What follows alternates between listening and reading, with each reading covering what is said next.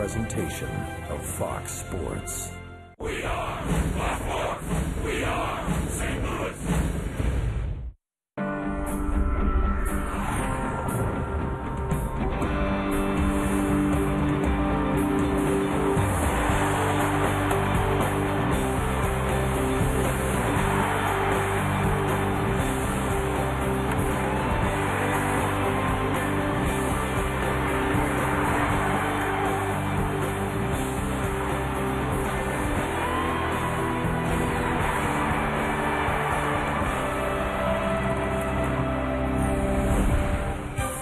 Another scorching hot summer evening in the Midwest. Busch Stadium is the site of Game 1 between the St. Louis Cardinals and the Los Angeles Dodgers. Taking a look around the National League Central Division, the Reds, Pirates, and Cardinals all swept their opponents over the weekend, but the Cardinals have to take on the very tough Dodgers, where the Reds and the Pirates will play Houston and the Chicago Cubs this week. Rick Horton with Al Raboski, and as we look at this race, Al, it's getting more and more interesting as we go along. How do you see it shaping up? Well, we thought it would be at least 3 teams in the Central Division, and it looks like it's going to boil down to just 3. Cincinnati, we knew were very good. Pittsburgh, we knew they would be much improved after their second-half collapse last season, but those guys have been staying relatively injury-free. The Cardinals, it seems like every time we're explaining to the outsiders is why are they in 3rd place. The Cardinals, in my mind, still have the best team, and they're starting to play like a champion once again. Coming off that sweep of the Cubs in the rivalry weekend, the Dodgers have been great rivals over the years as well. We'll take a look back at the Cardinal-Dodger rivalry on Fox Sports Midwest when we come back.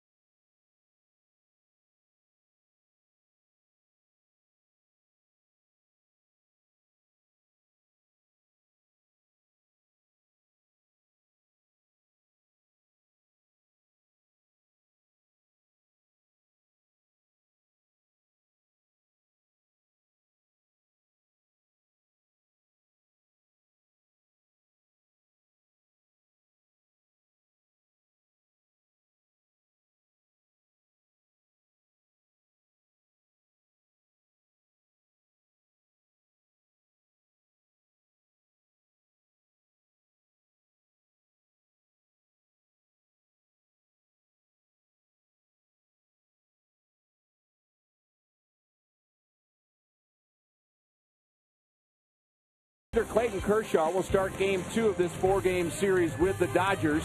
Both clubs getting ready for Game 1 here tonight. And it has been some series between these two. Our First Bank First Take. The Dodgers lead the all-time series by 4 as they go into this 4-game set here at Busch. The Dodgers have won the last 7 against the Cardinals, including the sweep in L.A. A walk-off walk by Fernando Salas lost Game 1 for the Cardinals. The following night, it was Clayton Kershaw pitching and Lance Berkman getting hurt for the Cardinals. A shutout for Kershaw, and the Cardinals lost their first baseman. In Game 3, it was Scott Van Slyke, a St. Louisan, delivering on a 3-0 pitch against Zepchinski, the game winner and the sweep for L.A. Just about ready for action here in St. Louis. Another hot evening. Cardinal baseball is coming up right around the corner.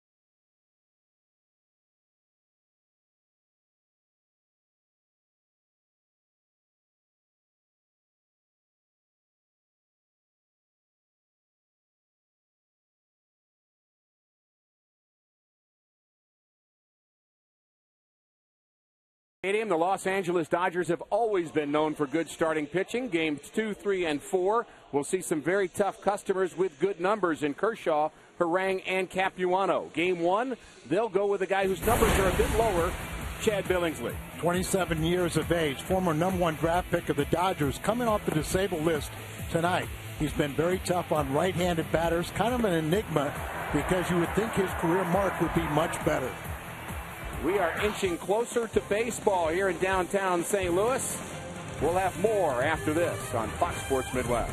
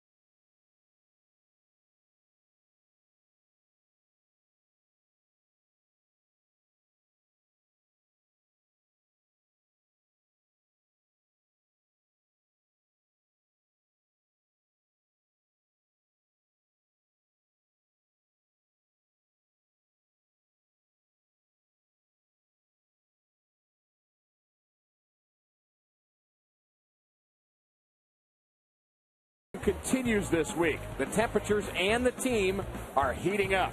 The Cardinals clobbered the Cubs this past weekend, outscoring their division rivals 23-1 in the sweep. The Dodgers, just a game and a half behind the Giants, dropped by Busch for a 4-game series starting tonight. Matt Kemp, an MVP candidate before he got hurt, is back and red hot. Matt Holliday always hits the Dodgers hard and hit a big home run yesterday against the Cubs. The Cardinals look to extend their winning ways next on Fox Sports Midwest.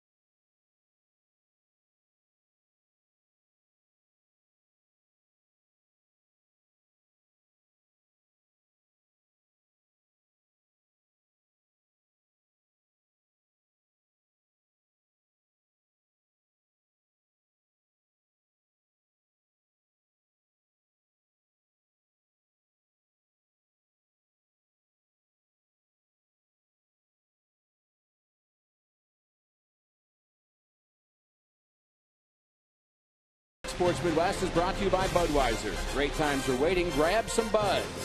By your Mid-America Chevy dealers, the #1 selling brand in St. Louis.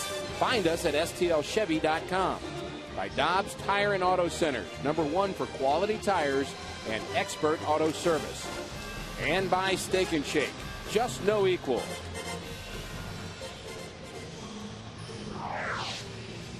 Inside Busch Stadium, game 1 of the 4-game series with the Dodgers. The Cardinals coming off a very good weekend performance against the Cubs, and it was their starting pitching. Kyle Loesch, Jake Westbrook, Lance Lynn, all of them good. Bullpen not too shabby either. .33 earned run average collectively. The Cubs 0 for 13 with runners in scoring position. Outstanding pitching for St. Louis. Today, it will be the rookie Joe Kelly trying to follow suit. Well, he's coming off of 5 straight quality starts. Just a .211 home ERA. And the good thing about him, only 3 extra base hits by a right-handed batter. And he's very tough when runners get in scoring position. That's a problem the Dodgers have had all season long. Enterprise Bank and Trust brings us Kelly's numbers. Here's the Southwest Airlines Dodgers batting order. Bobby Abreu, Mark Ellis, and Matt Kemp. One of the game's best go 1, 2, 3. Andre Ethier also very good. Juan Rivera, Adam Kennedy, former Cardinal. Luis Cruz is the shortstop. A.J. Ellis, the catcher, and Chad Billingsley will pitch for the Dodgers. And here is the Dobbs Cardinals defense. Matt Holliday, John Jay, and Carlos Beltran in the outfield. For Colin Schumacher up the middle. Berkman at first, Carpenter at third. So David Freese not in the lineup. Joe Kelly and Yadier Molina are the battery. Matt Carpenter, the third baseman, filling in for David Freese, who has not hit Billingsley very well. And this just a few moments ago, a young fan looking for an autograph. And he gets one.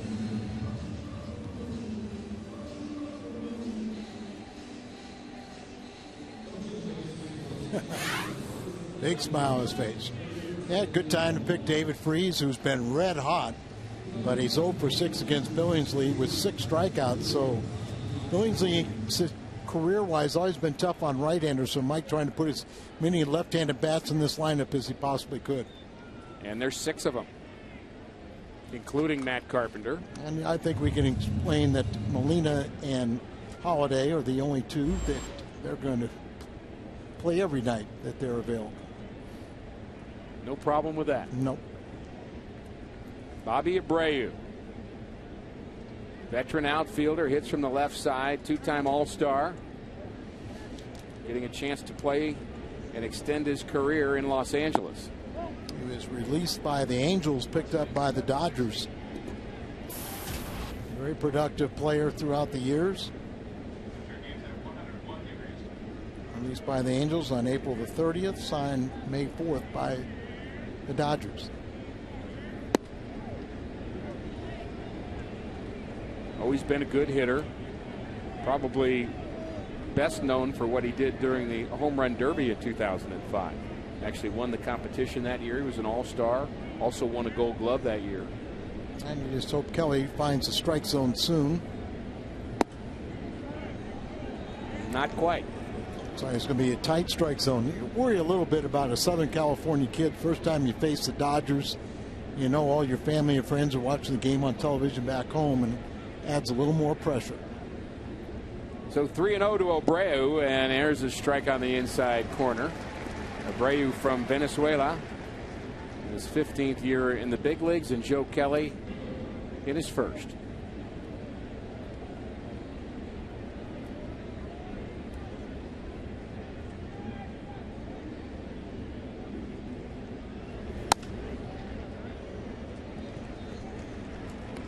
Kelly showing a good live fastball. That last one at 95 miles an hour. Good movement, good velocity. He averages 94, which is in the top 5 of National League starters. We've seen him throw as high as 97, but consistently they're at 94, which is good enough. I didn't know we were going to get that from Joe Kelly. No, not at all. The 3-2. Misses outside, so Abreu works a walk. And not the way Joe Kelly wanted to start this game off.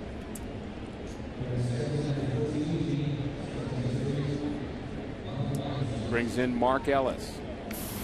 Some people associated with the Dodgers say offensively this team is so challenged they really only have 3 players. And they talk about Mark Ellis, Matt Kemp, and Ethier. There's 3 bona fide, really good players. Matt Kemp, what a difference he makes coming back to the lineup. There's a high strike to Ellis. This team was really challenged with no Kemp and Ethier in it. Exactly. Abreu, when he was younger, would run a lot. In fact, 13 years in a row, he's stolen 20 or more bases, too. Did he ever get 30-30? Seemed like he would. Maybe it just he was always rumored to be there. Close play at first.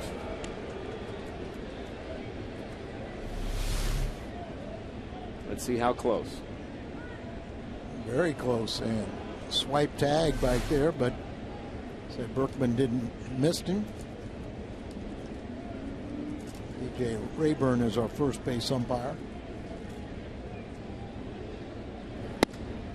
Good live fastball, 0-2. That ball had some hop to it.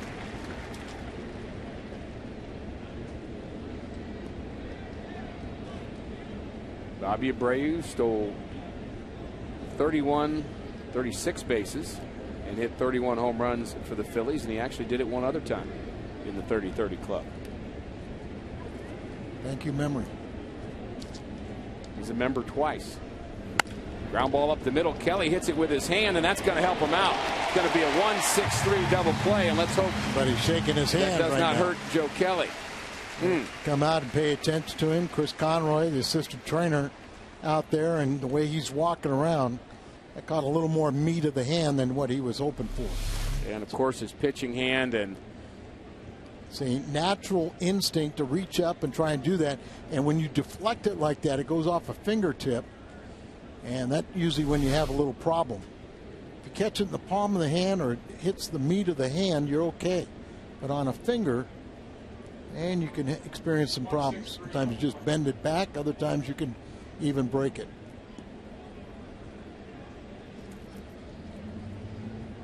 So many delicate bones there. Baseball traveling, that ground ball probably 80 miles an hour or so. It's just, like I say, you can take a full line drive at 100 miles an hour. If it hits you in the right spot in the hand, you're okay. But if you get it on those fingertips, sometimes you can be a big problem. It'll be interesting to see if Joe Kelly not only can continue to pitch here, as everybody just waits to see how Joe is responding, but how does that feel a half inning from now, a half hour from now, and how does it feel tomorrow? And without an off day for a week, you really do not have a true, long man in that bullpen that could go 4 or 5 innings. That looked pretty good, but we can't tell you whether he has feeling in the fingertip. So you're talking about movement, maybe a problem. Breaking pitches may be a problem. But he's going to make a go of it. He's a Cardinal. There you go. I'd like to see him throw more than just one pitch, wouldn't you? Yes. You can fake it for one pitch. Yeah. You just have this fear if you're a batter standing in the box that this next one might not be quite as good. I kind of think it might have been the ring finger. Yeah, I agree. Facing Matt Kemp. Fastball away to see if he has command. I like it. Just 95 on the black, that's all. Kemp, 14 home runs, 34 RBIs. Outstanding talent. Plays center field for the Dodgers. Been so durable in the past, and then he had a pair of hamstring injuries this season. He'd only been on the disabled list one time prior to this year, and then twice this season, and interrupted what was a great start. Gets jammed on that pitch. And he is so integral to this Dodgers offense. You look at the numbers with Matt Kemp and without him, and there's a big contrast. Not only do they win, but helps the team batting average, but definitely more than a run a game he's responsible for, and puts a little fear in the opposition. He's hitting, after missing so much time, he's hitting .378 with 2 home runs and 6 RBIs in 8 games since returning from the DL. Timing not a problem for him. 2-2 breaking pitch is fouled off. And he looked to be right on that.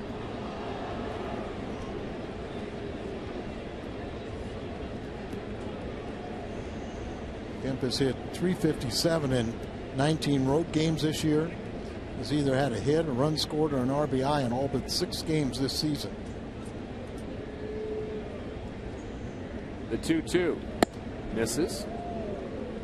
Fans of the Cardinals know that the Cardinals swept the Cubs this weekend, and a lot of fans know that the Pirates and the Cincinnati Reds also had sweeps, but the Dodgers had one of their own. They swept the New York Mets. They've won 4 straight as well.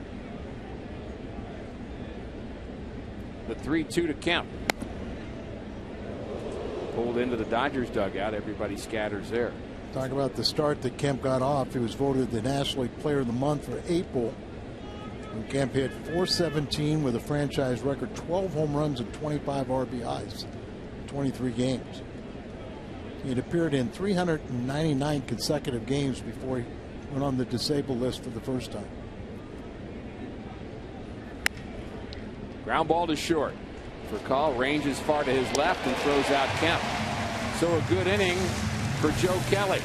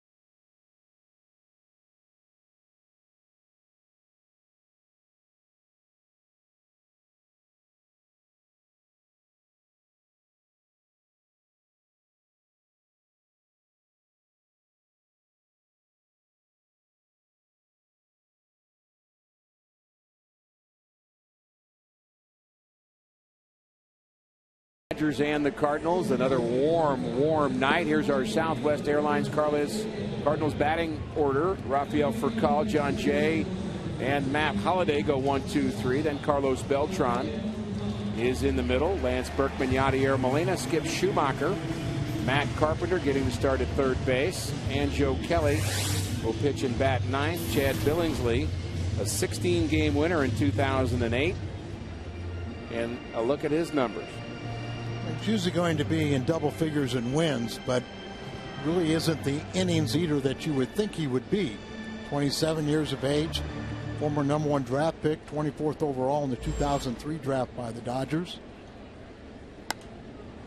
First pitch popped up, shallow left, and the play is made by Abreu.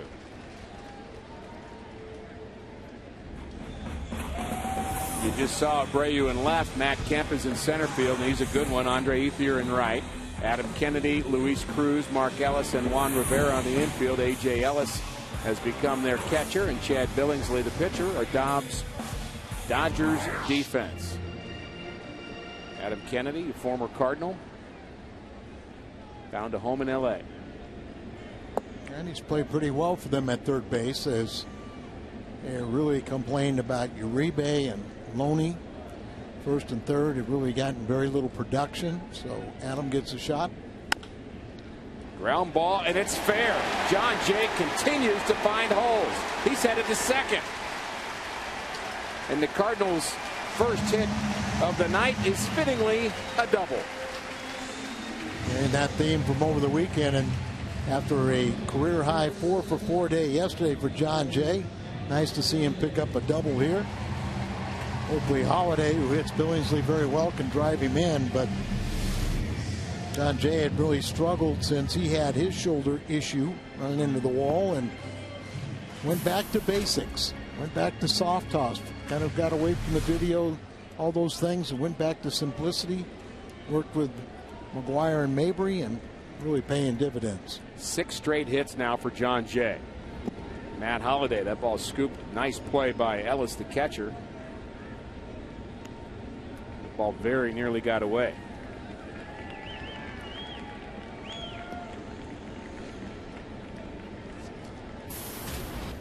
Dodgers know how hot Matt Holliday is. First base is open. And like I said, he has good numbers against Billingsley. 8 for 25 with 3 home runs.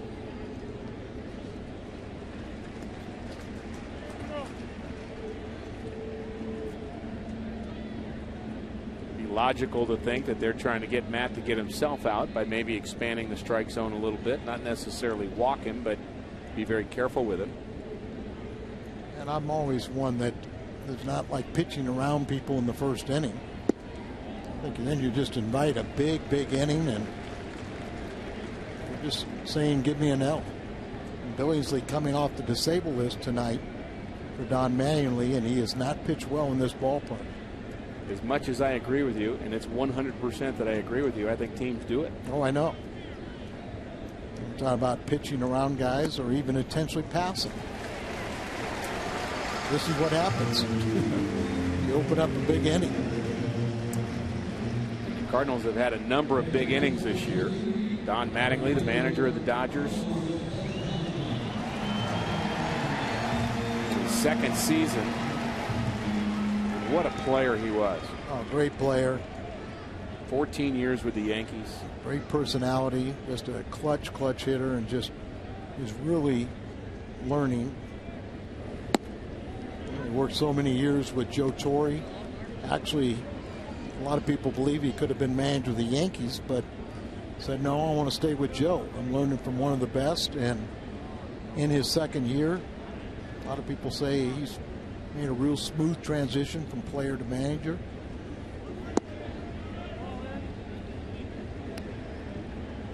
A lot of the current players all remember him as a manager, one of their heroes growing up, and he also knows that, you know, many times you can have way too many meetings, and then you lose the tension of your team. The 1-1 to Beltran, swing and a miss.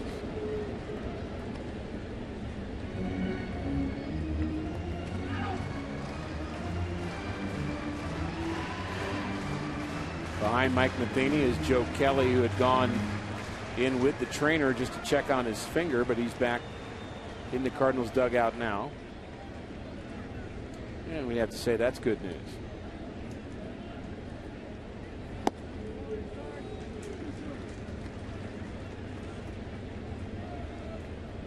Two now to Carlos Beltran. 69 RBIs, second in the National League. And he hit his 21st home run of the season here yesterday after Holiday went deep. The 2-2, swing and a miss on a cutter. Billingsley should have a much better career record, should be a more consistent pitcher than what he has been. One thing they do say, though, is, and it's not a favorable comment, is when he gets in a jam, he can sometimes wilt. It's not what you want said about you. Yeah, I would call that not favorable. I would say that's, you got that right. And that's coming from people associated with the Dodgers, so it's not us saying that. And he's in trouble here. Strike one to Lance Berkman. Berkman only 2 for 18 in his career against Chad Billingsley. Well, he and Billy, and it's the same thing. Beltran and Berkman both have struggled. Combined, they're 4 for 30 now. I find it funny when you look at some of the numbers for Lance Berkman against certain pitchers. I don't see a rhyme and a reason to it. No, you would think that a guy like Billingsley, he'd have good success because he's a 300 hitter. He's a high average hitter against all pitching. Berkman's 2 for 30 something against Randy Wolf, and I know that makes him hit from the right side, which is not his best side, but you'd think he could hit him too. It's just funny. Yeah, and you would definitely think, though, with a right-handed pitcher that he would have good numbers. No doubt. Outfield is deep for Lance. 2 Cardinals aboard. But we also know hitters will tell you that some pitchers, they just don't see the rotation. They don't pick up the spin very well, and then other guys, they just, doesn't matter what they throw, it looks like a beach ball.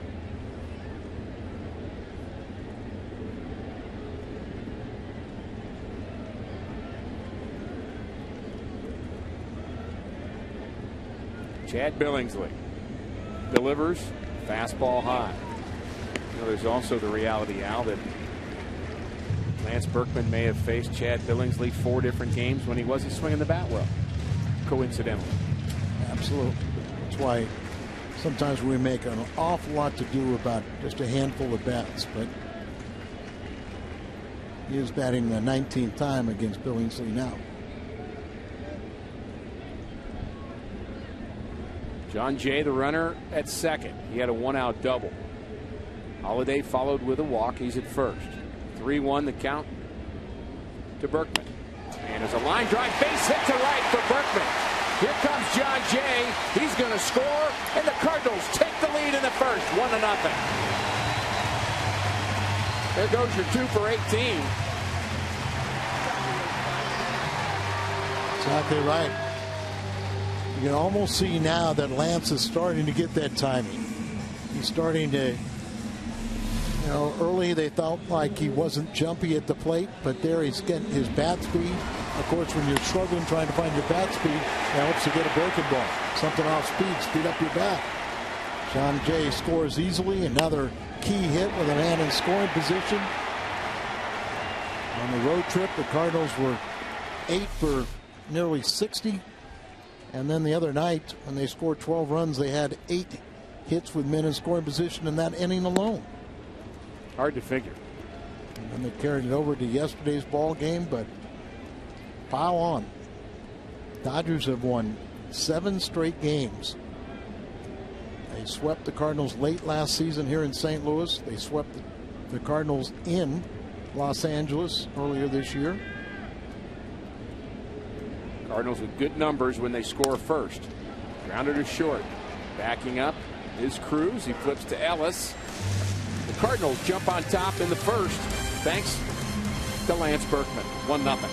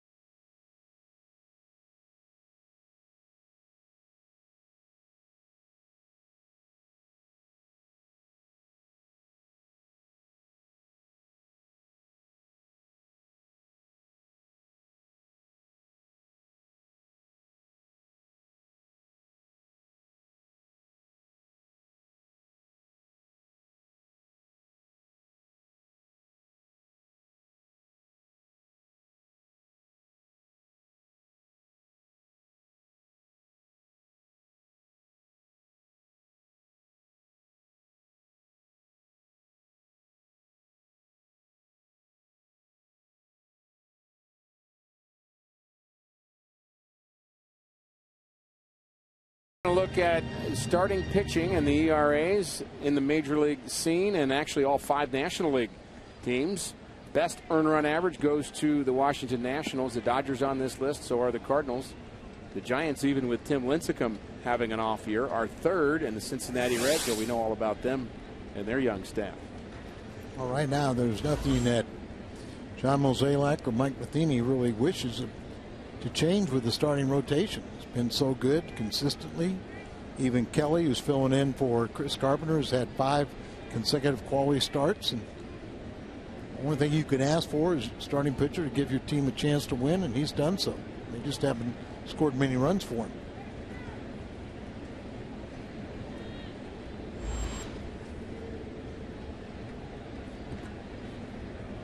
Mentioned all the quality starts for Kelly. That game in Milwaukee, I thought he was good. 6 hits in 6 innings. Mentioned he deserved a victory there. 1 walk, 4 strikeouts, and just wonder about the finger still as he goes back to work in the second. He got hit on, we think, the ring finger of his pitching hand, deflecting a ball up the middle, which ended up as a double play. And you just wonder how that feels over time. You know, the other problem, Al, is how do you stop thinking about it? Pretty easy for me to stop thinking. I guess I asked the wrong guy. Yeah, you did. I'm glad you said that, not me. I think he can get you in trouble, Rick. You know. I hear you. It's just muscle memory. Go out there. Well, we've seen some players over the years that we know think too much. And you think about the guys, sometimes the smartest guys, you know, the Harvard types. Overthinking. Oh, boy, do they struggle in baseball. Yeah, they just overanalyze every situation. And a teammate. Oh. A lady made a play on that foul ball. It hit off the facade of the second deck, carried him down to the lower level, and she reached up and barehanded it. Way to go. I think she's surprised herself, but she's pretty happy. Sign her up. 2-2 to Ethier. Swings the bat very well. Now 3-2. So a lot of pitches. Probably not what you want to see out of Joe Kelly. You want to see him get as many outs as possible with as few pitches as possible. And going back to the finger, I think usually if you can, you know, make it through that first inning, it is kind of easy to forget about it. And I don't think it'll be necessarily an issue. Still kind of see that he'll kind of cup that hand and kind of flick at it with his thumb, the ring finger, and maybe trying to get a little feeling into it. But it's not like it's your index or middle finger, which have more command of pitches. Good point. The finger pressure on your middle finger and the index, really right. What makes it go left and right on the fastball, the cutter, the sinker. The thumb, the index, and the middle finger are the 3 most important. Good point. 3-2. Hit hard to the right side. Berkman deflects it to second. Now Schumacher bobbles it. Throws it not in time. Should have had him out twice. Scored an error, so that was the first time. And then Schumacher was right in position. He anticipated there, but just he couldn't make the exchange from glove to hand, and it bobbled it before he could make the throw, and that allowed Ether to beat it out. So it's E3. It mess up the stats a little bit, but there would be a case for giving guys half errors. You could really say that 1.5. No, just make it a half each. Let them share it. Well, it's a little hard on Skip. Well, who, by the way, that Baby Risa Foundation. Yes. Happy to report they raised over $100,000 last Thursday for Baby Risa, and I know Skip is very appreciative and thanks Cardinal Nation for everything they did in that endeavor to help one of his best buddies.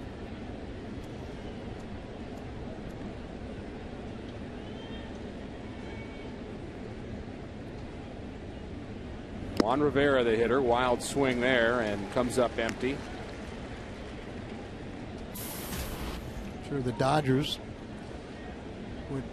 there's a lot of talk of them adding a pitcher, starting pitcher, but most people will say, how about a couple key impact bats?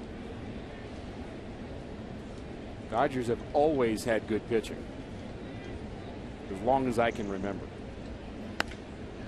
There's a soft liner up the middle. Schumacher has it. You think back at Valenzuela and, of course, go back to Koufax and Drysdale, but you have Valenzuela and Hershiser and Jerry Royce and Bob Welch. I mean, you're showing your age. Year after year. Right. Go back even further and just outstanding pitching. And Newcomb. Sure, Newcomb. Carl Erskine with the Padres. He had the Suttons. Kershaw is the reigning Cy Young Award winner. We'll see him tomorrow. Cardinals have payback for him. He shut out the Cardinals in Los Angeles earlier this year. That ball is behind Adam Kennedy. Joe Kelly asks for a new baseball, but you wonder about the effect of his finger on that pitch. Not to belabor the point, but when you miss this badly, makes you wonder. Just cut off that throw and kind of spun a little bit too much towards first base. But if it is the ring finger, or it really helps to guide. That's more of a guiding finger to throw the ball where you want it. It's not the fingertip pressure. On top of that pitch, it hits the outside corner. 1-1 to Kennedy. How about Adam? Former Cardinal farmhand, and then went to the Angels in the Jim Edmonds deal. He's hung around a long time, playing third base tonight, but he's the leader among active major league second basemen with 1,345 games played. He could always hit. 1997, drafted by the Cardinals. July, he's hit .333, the homer and 6 RBIs. He's played nice, steady defense for them. Late swing there. And there were times where he would have a bit of a long swing. We just saw it there. And a couple of years he really had some pop in his bat, too. He occasionally can hit the home run. But the long swings where he gets in trouble. That's true of a lot of hitters. Yeah, that's good. Talk about a short, compact swing, and especially if you got a long swing and you're trying to pull the ball.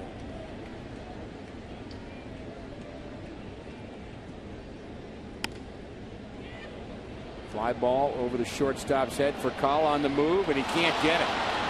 And the runner will not advance to third, and I wonder if Furcal pulled up at the last minute, just hearing the footsteps of Matt Holliday, and I don't blame him. I think that's exactly right. If more than likely Ralphie really not calling it, he's going back on it and reaching, but at the last second he kind of feels the presence of Matt Holliday in a brick wall right in his glove. But when you're trying to backhand it like that, if it hits in your webbing, you're fine. Hits in the palm of the hand, you can't really close it, and it kind of ejected. Those two collided in the Cubs series down the left field line. Just in a glancing way. In a glancing way, but that would be enough to scare Ralphie. I hear you. Or anybody else that has a brain. So that'll go as a base hit.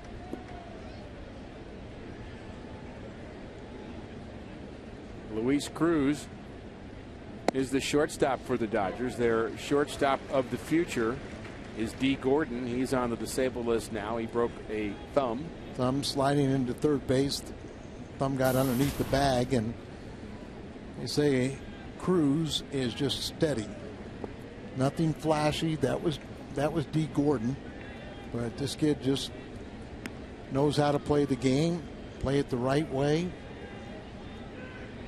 And I got the impression when we were in LA and D. Gordon really struggling, a lot of people just didn't believe he belonged at this level, and they look at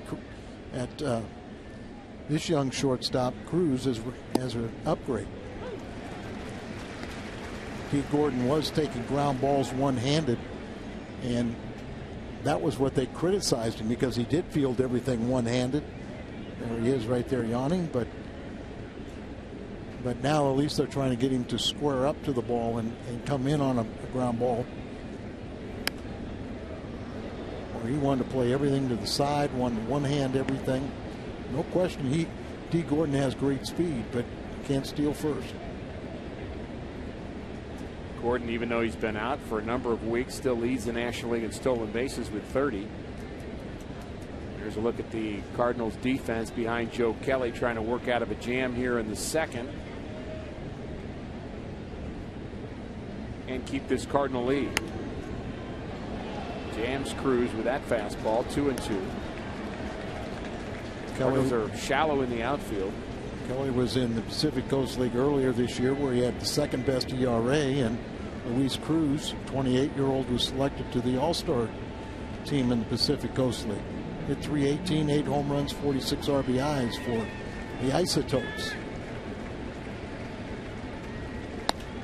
That ball hit well to left field. Back goes Holiday. He's at the track, and this ball is gone. A 3-run home run for Luis Cruz. His second of the season, and the Dodgers jump on top 3-1. That ball just barely got out of here. Matt Holliday gave it a great effort. Looked like it might have been a hanging breaking ball from Joe Kelly. Kelly doesn't give up many extra base hits. This is only the fourth, and it was a hanging breaking ball. Only the fourth extra base hit to a right-handed batter. And just snuck over the wall. Cruz was batting over 300 with runners in scoring position, and he just 8 now of his 14 hits with the Dodgers have gone for extra bases. 6 doubles and 2 home runs.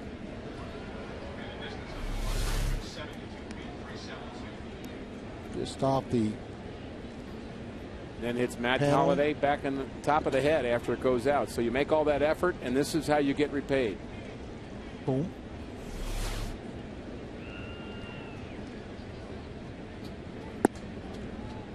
Talked about Kelly with that explosive fastball. He's got a pretty good changeup. The breaking ball is in better than when he showed up, but it's still very much a work in progress.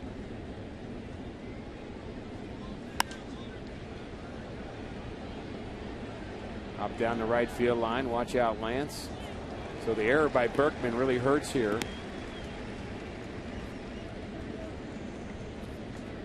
Perhaps a different situation. You can't look at it this way, but on Kennedy's hit, maybe for calls playing a deeper shortstop, not looking for a double play, and all of a sudden you have a 1-2-3 inning, and Cardinals are sitting down. What if? What if? Swing and a miss. Ellis strikes out. First strikeout for Joe Kelly. Want to be here in person next time your Cardinals take the field? Just head to StubHub, where it's easy to find the seats you want to see the Cardinals in action all season long. StubHub is the official fan-to-fan ticket marketplace of the St. Louis Cardinals. Chad Billingsley, 233, swings the bat pretty well for a pitcher. 144 career average with 2 home runs and 19 RBIs, but a higher average this season. And late on that swing. Looked like a pitcher there. Yes, he did. And the home run, a little wake-up call for Kelly.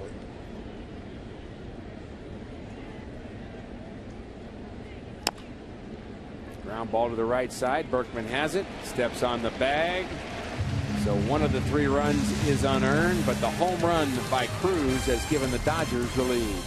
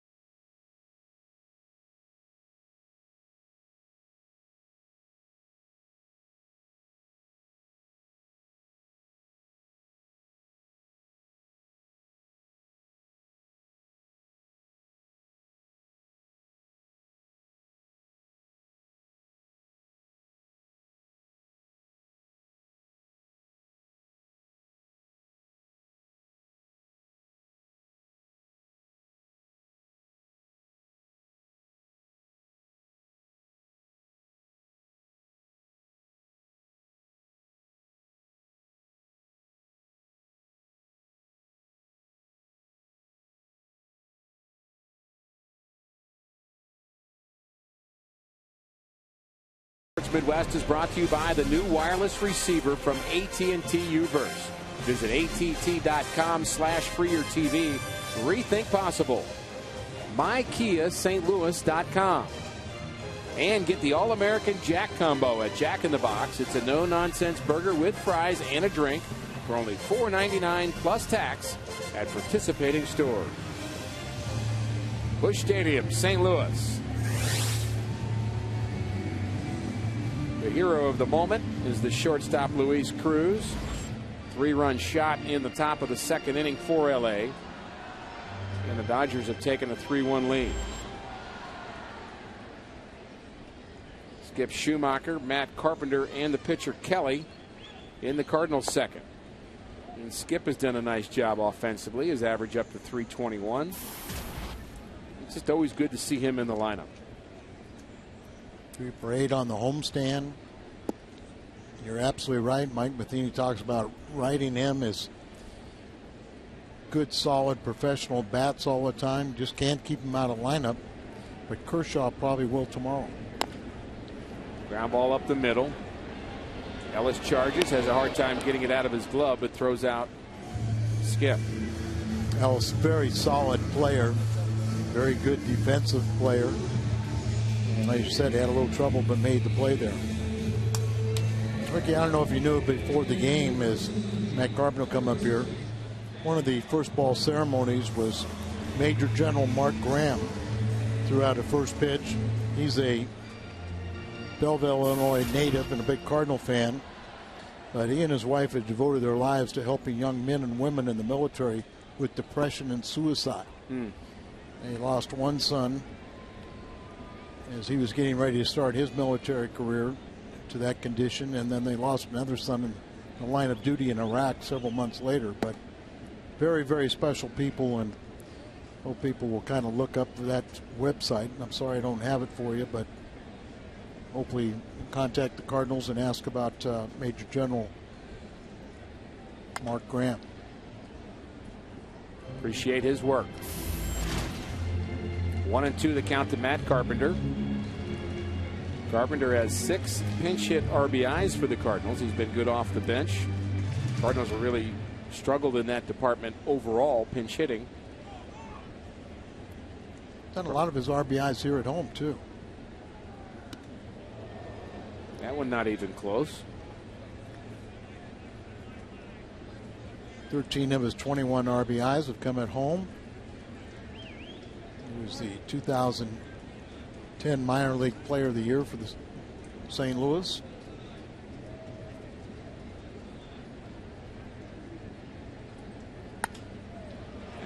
Probably going to be a base hit. And it is. Jam shot the other way. Cardinals have been finding ways to get hits of late. They really outslugged the Chicago Cubs big time. And we'll see what happens in this series. So Carpenter aboard for Joe Kelly. Fox Sports Midwest joining up with the mission continues on a veteran-led service project in Belleville. That'll be August 18th. It's expected to be the largest project yet from the Summer Service Slam campaign, and we need your help. Reserve your spot online at missioncontinues.org. Kelly pulls the bat back on a bunt attempt, 1-0. Now checking with Jose Oquendo. Kelly has 2 sacks on the season. He has only 1 hit, and that was a memorable one down in Miami as a pinch hitter. An infield hit, which turned out to produce the game-winning RBI. Kelly showing bunt, pulls it back, squares, pulls it back, and might have been a hit and run or a straight steal. Either way, it works. Carpenter steals second base. A good throw would have had him. First steal of the year for Carpenter, and that's one thing about Ellis. He was 19 for 45 and throwing out base stealers, 3rd best in the major leagues. And looking in here, not making up a lot of ground, and as you said, a good throw. All Cruz had to do was hold on to it, and he slides into the tag.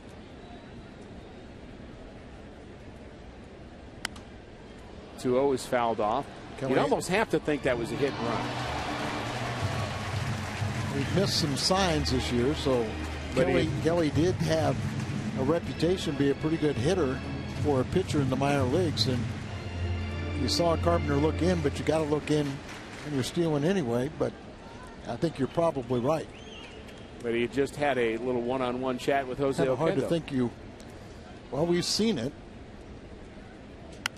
It's not uncommon. It has happened at the big league level where a catcher will go out and discuss what to pitch with a pitcher. They'll talk about it. They'll decide on, we're going to throw a fastball. I'm not going to give you a sign. And 2 seconds later, the pitcher throws a curveball. I forgot. Or the catcher forgot what he said. Or the catcher forgot. You know that happens, too. Those catchers will never admit to that. Of course not. Kelly, a chance to help himself here in the Cardinals' second inning. Redbirds trail 3-1. Whatever it was, it worked. First stolen base for Matt Carpenter. Another late swing. He's getting closer to that first base line. Just a tad quicker. That one hit he got, we realized how well he and quickly he can get down the line. We'll see if the Dodgers know that, as he hit a ball to shortstop, and Reyes had a little trouble exchange, but had no idea he could get down there as quick as he did. No piece. Fouled at the plate. Yeah, that would be the kind of thing probably not covered in a scouting report. There'd be no information about that. With how extensive they are today, it could be. Well, but that might be something that everyone might just kind of ignore. Not number one on the agenda at the pitchers' meetings. The 2-2.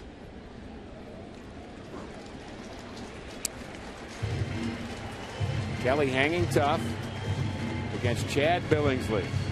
Can throw some pitches.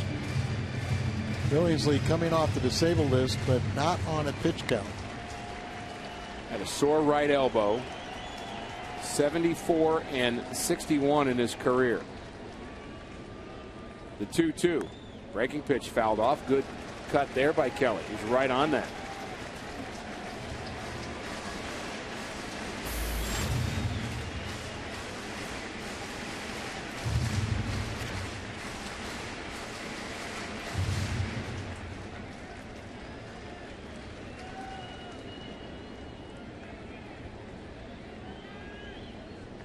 The 2-2. A little better.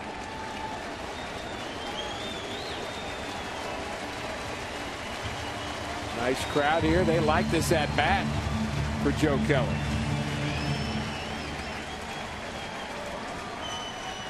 No matter what happens, he's done his job in getting the pitch count up. Ground ball to third. Carpenter thought about going second to third on the throw. Kennedy throws out Kelly. And it's up to Rafael Furcal if the Cardinals are going to score here in the second inning. Trailing by 2. Coach Furcal leads all National League leadoff men with his 38 RBIs. He's 4 for his last 9. See if he's more patient this at bat. He swung at the first pitch in his first trip to the plate. Takes a curveball high. Mark McGuire was talking about that with me the other day, that we kind of felt like on the road trip the Cardinals got in trouble not being patient, being overly aggressive. Since the homestand, they're accepting a lot more walks, working the count better, getting better pitches to hit. Fine line, isn't it? It really is. And you don't want to be defensive. And if you think about it, then on Friday night against Dempster, they jumped him early in the count and got those 4 hits and 3 runs in the first inning to break his 33 inning scoreless streak. But then after that, he kind of said, okay, if you're going to do this, then he started changing his pattern, and Cardinals didn't make an adjustment, but they had enough runs to win. Like the basketball coach when the guy shoots the three-pointer and he goes, no, no, no, no, and it goes in. He goes, way to go. Don't swing at the first pitch unless you're going to get a hit with it. Easy to say.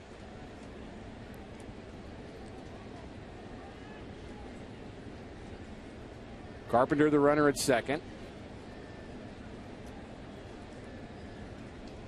Will Furcal add to that RBI total out of the leadoff spot? Had that work with starting pitchers. Can't throw all fastballs. Well, you never said that when I got your runners out. But when I threw a fastball and they got a base hit and the runner scored, you can't throw all fastballs.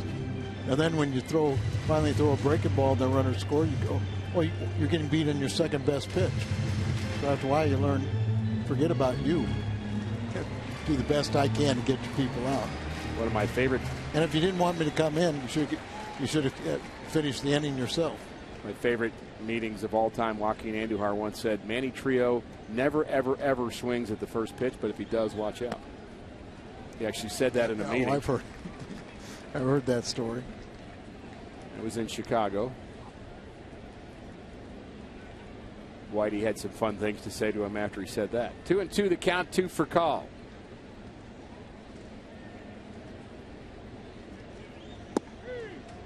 And it's a strike on the inside corner.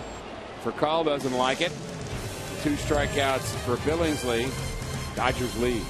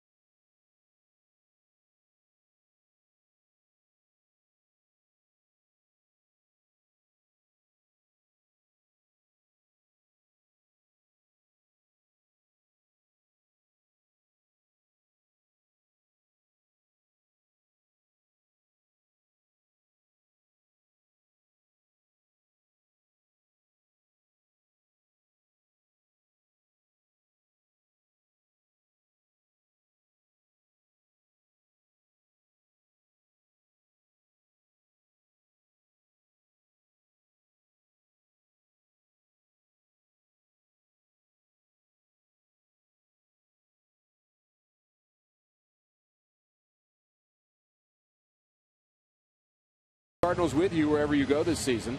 Subscribe to MLB.tv today to see every Cardinals out-of-market game live online and on your favorite connected devices in HD quality. Visit Cardinals.com to get more details. MLB.tv, baseball everywhere.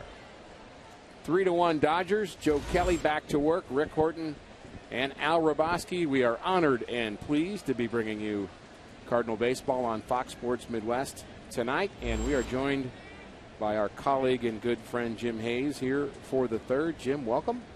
Hello, gentlemen. Good to have you. And we'll be getting some insider reports from you as this inning rolls along. Bobby Abreu, Mark Ellis, and Matt Kemp will face Joe Kelly, and really his blemish, the 3-run home run in the second. Curveball hit on the ground is short. Furcal throws out Abreu. Well, Jim, I wanted to ask you about David Freese not starting in this game, and he's really been swinging the bat well. And just a matchup thing. He's 0 for 6 career against Billingsley with 6 strikeouts, and he said Mike Matheny saw that, came to him ahead of time, so he understood, and he said, kind of like Skip Schumacher will sit tomorrow against Kershaw. Skip 0 for 7 sold him out when Freese was on the pregame show. But we took the opportunity to ask him about the hot stretch since the All-Star game. 429 batting average, 590 on base percentage, and he said he's just seeing the ball and he's in a good place. His swing feels good, but just one homer in 107 at-bats, and he said he kind of dialed back the home run swing. He said it went a little crazy in May, and that's not who he is. Jay retires Ellis. The best thing about Freeze, even though he's hit 429 during that little streak, he's got 11 walks to lead the National League since the All-Star break, and that goes together. You know, when you're walking, seeing the ball so well, then it's only natural you're going to start hitting well too. Goes along with your comment that you were making, and Joe, I know, Jim, you talked to Mark McGuire about the importance of the patience at the right level for this team. Yeah, adding to what Al said, he said it's just a question of guys getting back to work in the count and putting themselves in good hitting counts. And he said it's not like we tweaked anything. It's a long season. There are ups and downs. These guys know how to do it. And his message was, chill out. It's a long season, and it is. Is that to the fans, or was that to... I think that was to the media. Well, you have to tell yourself first. You say that in the mirror, chill out, because even coaches and players, they all try to obviously take things to heart and try to overwork at times, and sometimes you do have to just relax a bit. He said this group is one of the most offensively talented teams he's ever been around, so he's not worried that things would come around. And he's been with some good ones. I'll say. And I've talked to, it must have been 45 minutes, trying to explain to Dodger broadcasters why the Cardinals don't have a much better record. Because if you look at the raw numbers, and particularly the offensive numbers, it says they should have a much better record. Carpenter has it, keeps it in front of him, throws out the dangerous Matt Kemp. So a good 1-2-3 inning for Joe Kelly. We'll see if the Cardinals can get back on track.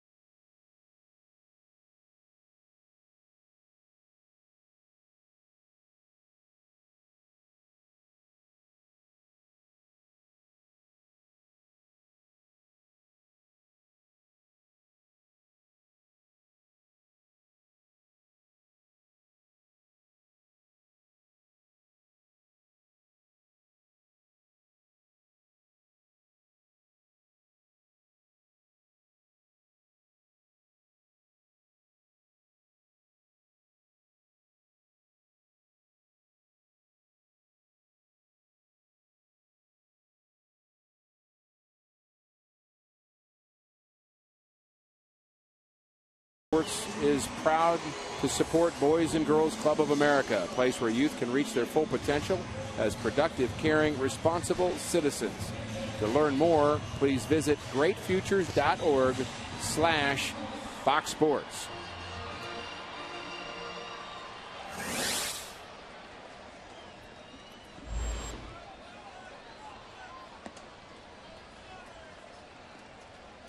John Jay has 6 straight hits for St. Louis. He leads off the bottom of the 3rd inning. Rick Horton, Al Roboski, and Jim Hayes for the 3rd. Billingsley has it, and he throws out the Cardinal center fielder. Jay got those moving parts all in a row. He does have a lot of moving parts, doesn't he? Well, Mike says... What do you call it? Helicopter hands. Yeah, he said that swing, when he's on it, it's great. He said it goes out of whack. It's all based on timing. It takes a little work to get it back in place. Never knew how to describe it, but I like helicopter hands. Who said that? I think he said it. I think John Jay said it about himself. I like it. Don't fully understand it, but it kind of says something. Well, a helicopter is a rotor that goes round and round. Right there, I think that's the comparison. Thanks for clearing that up. Matt Holliday 1-0. He walked in the first inning and was stranded. And there's a line drive hit hard to center field. Kemp on the move, and he can't get it. That ball just flew past him. Another double for Holliday, another double for the Cardinals.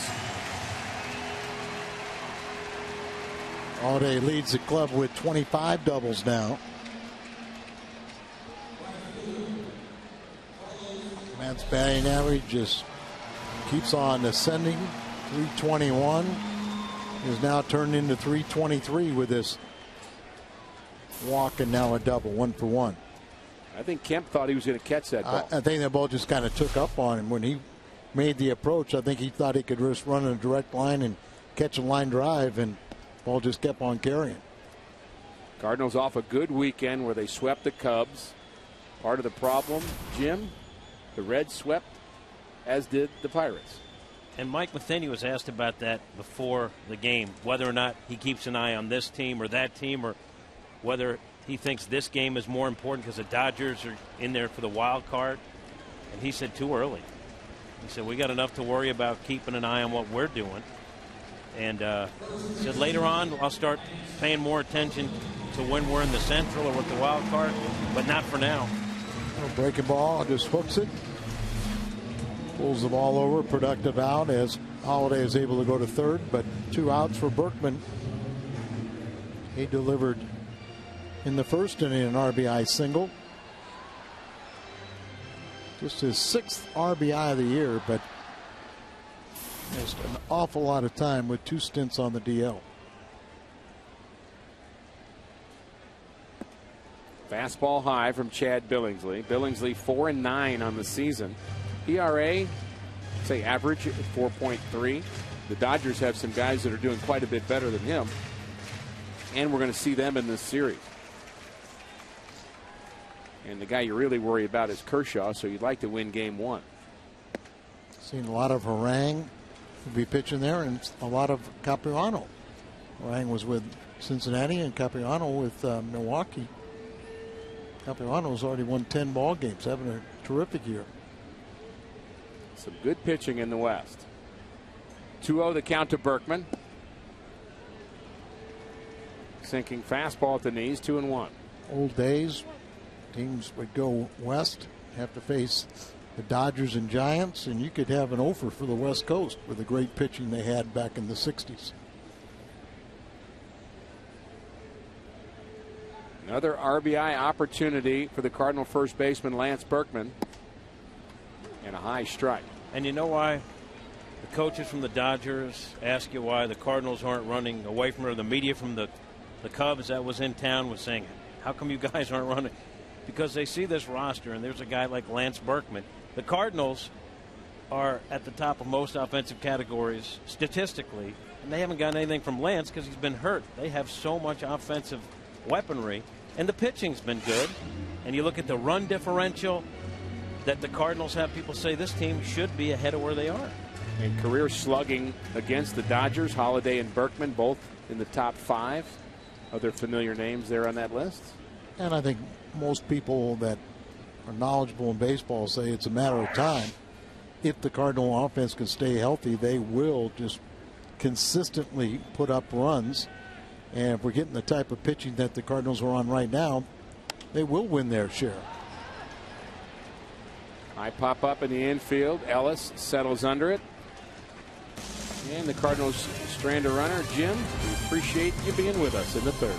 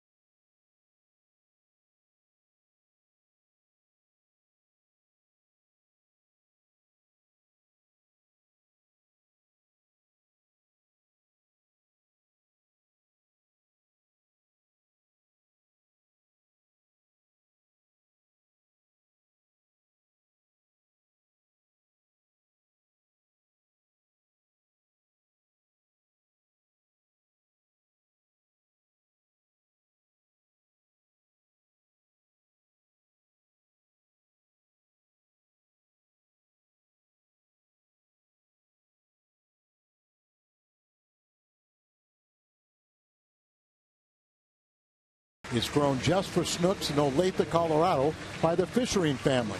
Their mountain valley boasts warm, sunny days and cool nights, which bolsters the sugar content for exceptionally sweet and tender ears of corn. Then they handpick each ear and ship it fresh from the field. Colorado sweet corn, that's the Schnucks difference.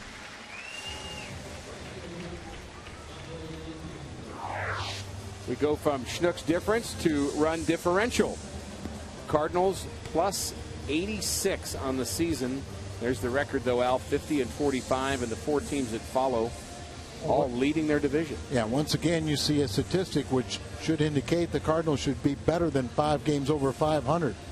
All 4 of the teams trailing the Cardinals in run differential, all leading their respective divisions. And the Cardinals, they can put up some monster numbers like the other day. They scored 12 runs in the 7th inning, won 12-0. They had tied a major league record with 7 doubles in that 1 inning. And then there's times where good pitching will shut them down. But I think consistently over the course of the year, this offense will tell you that it is, if not the best, it is right there at the top with anybody else's offensive production. Joe Kelly working the 4th. First pitch, line to center field. John Jay on the move and makes the play about head high. Andre Ethier can flat out hit. Liked him in his rookie season. I thought Ethier just had a sweet swing, and he hasn't disappointed me or the Dodgers ever since. You're talking about the Cardinal hitting, and we've been focused on that, but the Cardinals pitching in the last 3 weeks has gotten so much better. The rotation has been good a couple of times through now. The bullpen seems to have things figured out, and so you add that to the hitting, and I think there's a lot of good signs. Well, think about in the Cubs series, we raved about Kyle Loesch's his outing, picked up his 10th win on Friday night, and then we found out that was the worst start of the weekend. Right. He allowed a run, and that was the only run the Cubs scored, in the series. Westbrook evened his record at 8-8, and then yesterday Lance Lynn pitched a good, strong shutout 6 innings, and he ended up winning number 12. The bullpen did not allow a run over the weekend, and they're starting to put things together. You feel very comfortable if starters can go 7 innings, turn over to Boggs and Mott, it's a Cardinal victory. So the 0 that Joe Kelly put up in the 1st inning was 26 straight zeros for the Cardinals. Then the 3-run Dodgers second broke that streak. Start a new one. Sounds good. Juan Rivera at the plate for LA. Late swing.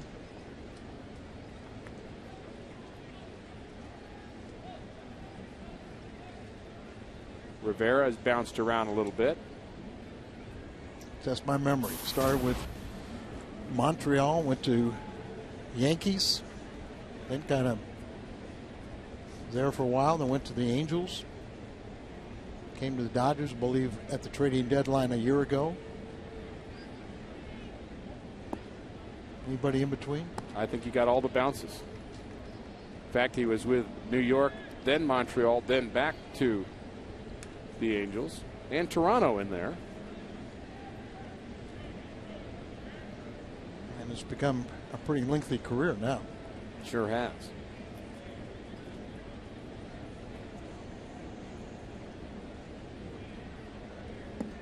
Slider misses. Rivera aboard. Time for our email the booth question, carsoup.com. Cynthia from Little Rock, Arkansas. Who was the better leadoff hitter, in your opinion, Mr. Roboski? Was it Maury Wills or Lou Brock? 2 of my favorites, but I have to say Lou Brock. 2 of them were the premier base stealers in the 60s. Maury Wills set the record with 104, and Lou beat it with his 118 in the National League. But Lou's at, over 3,000 hits. A first ballot Hall of Famer. Lou hit for the higher average. You know, said Wills was a great base stealer in his own right, just almost 600, but Lou, the National League leader, with 938. But I will say one thing, Ricky, if you spent. There goes the runner. Ground ball, too short. Furcal adjusts, makes the play, and throws out Kennedy. You spent a half hour, 45 minutes, listening to Maury Wills bunt. You would think bunting would be easy. If I could do it like him. Even today, Maury could put on such a clinic talking about the art of bunting, and you would become a believer and would think bunting would be very easy. Dodgers an awful lot like the Cardinals. You can go to spring training and you'll see great players of the past hanging around instructing and wearing the Dodger uniform, just as we see Shane Deanston, Brock, and Gibson, and really is special.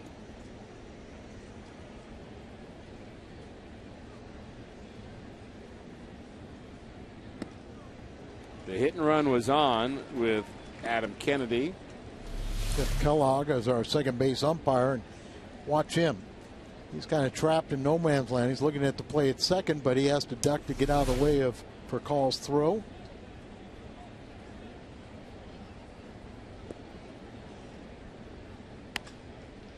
Ground ball just foul off the bat of Luis Cruz. He did the damage in the second inning. 3-run shot, his second of the season. Give the Dodgers the lead. Rivera the runner at second.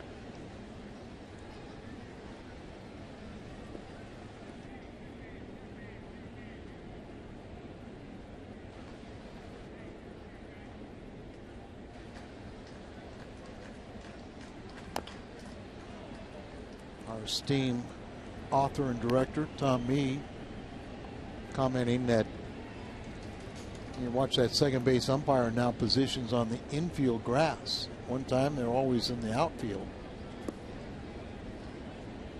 I'm sure they, like players, critique, learn from past experience, feel like they've been in a better position. Ground ball is short. Furcal, long throw, gets his man. So a walk is all the Dodgers can muster in the fourth. Cardinals back to the plate. Yadier Molina.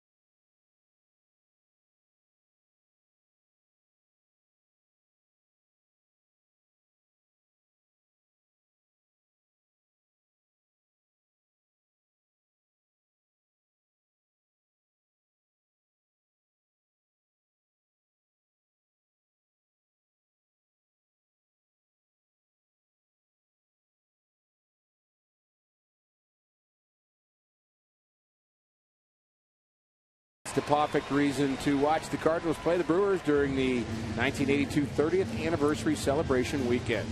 Sunday, August 5th, 12,000 fans ages 15 and under with paid admission will receive a bear in honor of the 82 world champions. For tickets, visit Cardinals.com. A number of the 82 legends will be on hand for that weekend. Looking forward to that.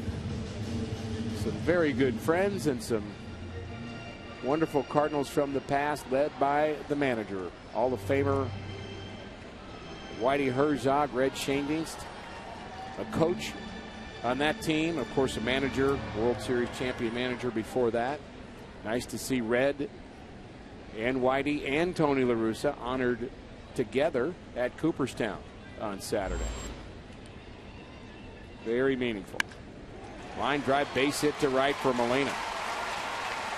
That's the way you start off an inning.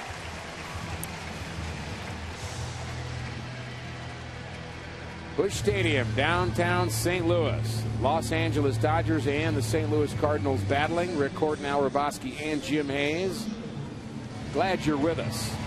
Both teams playing very good baseball. The Dodgers with a 3-run second inning. Luis Cruz, a 3-run shot, giving them the lead. The Cardinals RBI hit for Lance Berkman in the first for their run.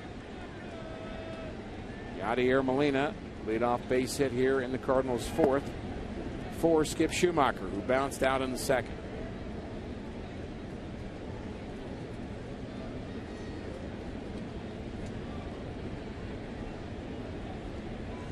Three ground balls, and let's see if the Cardinals don't do a little hitting running. Have to make contact with Molina running, but heck, he might steal a base. Short lead, late swing.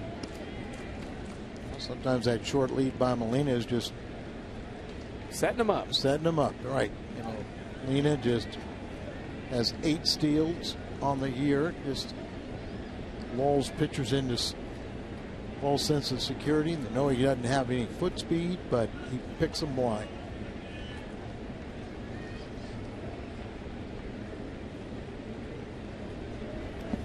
Ball in the dirt. Molina tried to get that good secondary lead. Thought about it. Cardinals very well schooled on when the ball's in the dirt, most of the time you're going to be able to advance. A.J. Ellis did a good job of kind of rounding his shoulders to keep that ball in front of him. And there wasn't enough separation, so Yadier made the right decision not to go.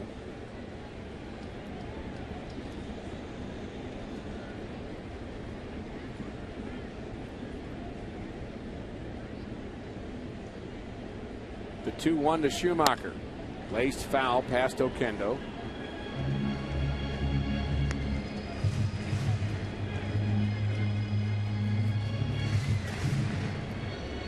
Skip's so good at using the entire field. Throwing a lot of balls into left field for key base hits.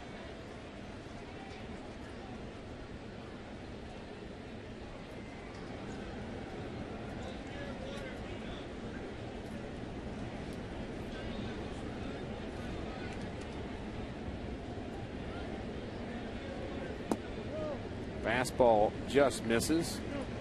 Jose Oquendo has been around a long time coaching for the Cardinals. There's a look at that last delivery. Very, very close. This is Jose's 14th season as the Cardinals' third base coach. Remember the first time he was asked by Tony La Russa to coach third base, he turned him down. He'd been a bench coach. Well, he really enjoyed teaching in the minor leagues. Ground ball to right side. The second for one. They've got Molina, but Billingsley doesn't get to first base in time. And then the second time Tony asked him, he goes, I better take it this time. Might not ask again. But he really enjoyed teaching. Talked about the value of being a left-handed throwing first baseman. Here's the throw where you've got to really move to the infield side to try to avoid hitting the runner.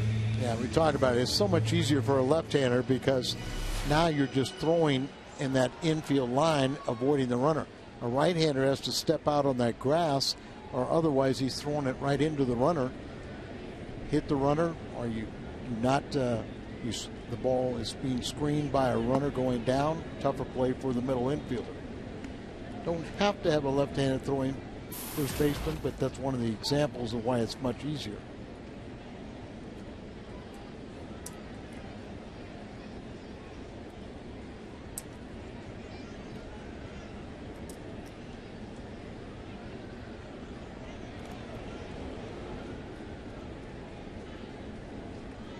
Matt Carpenter singled, stole a base in the second. 5 hits for the Cardinals, 2 for the Dodgers. Dodgers lead 3-1.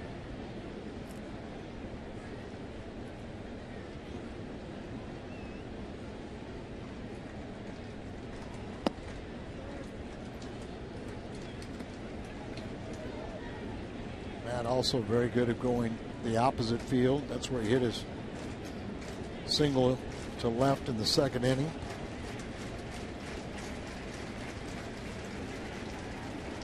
And a bunch him in the outfield. Probably a lot deeper than they should be. Ball 3 to Carpenter. You know, you look at these two teams and you'd say that in a lot of ways they're mirror images of one another. Both teams had very, very good Aprils. Probably the best teams in the National League. Dodgers were 1 and Cardinals were 2. And then some injuries. Both teams had injuries and they've kind of been average since then. Both of them getting healthier.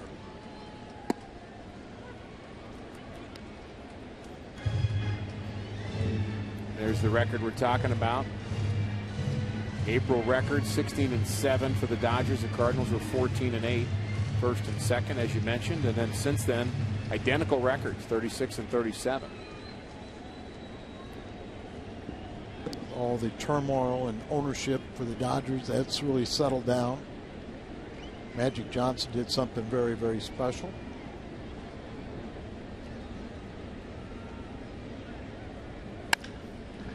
Ground ball to second. 4-6-3. The Cardinals are retired. Each team with a double play.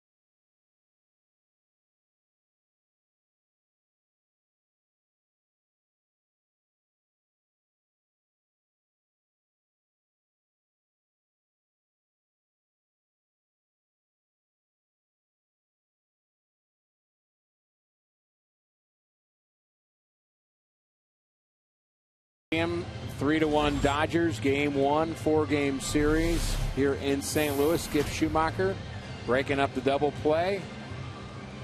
That might have been a little too far where Hyundai brings you those pitchers, but they could have ruled that a double play because he was not in the vicinity of second base. He could not have touched second base, but Cardinals are really gaining a reputation of being very aggressive on ground balls in double play situation, taking out that middle infielder. Fox Sports Midwest is pleased to join the Cardinals to bring the 1982 World Series champions to Busch Stadium. Tune in August 3rd through August 5th for interviews, features, and pregame festivities celebrating the 82 World Series champions. Ricky, I was talking about with the new ownership with the Dodgers and Magic Johnson involved in that. All the players showed up one day and there were 2 signed Magic Johnson jerseys in their locker. Said, you keep one, you give another to your favorite charity or use it for something in the community. And a lot of goodwill going back and forth with the Dodgers and the fans again. Stan Kasten is at the ballpark on a daily basis, winning people over. It was a mess for a while. It was, and it's really a shame because it was always recognized as one of the truly elite ownerships. There's a handful of them, and Cardinals are one of them, and so are the Dodgers. Cardinals owner has a jersey too. It's in the Hall of Fame. That's exactly right. Not a lot of folks know about that. Only owner with his jersey in the Hall of Fame. Now, how does that happen?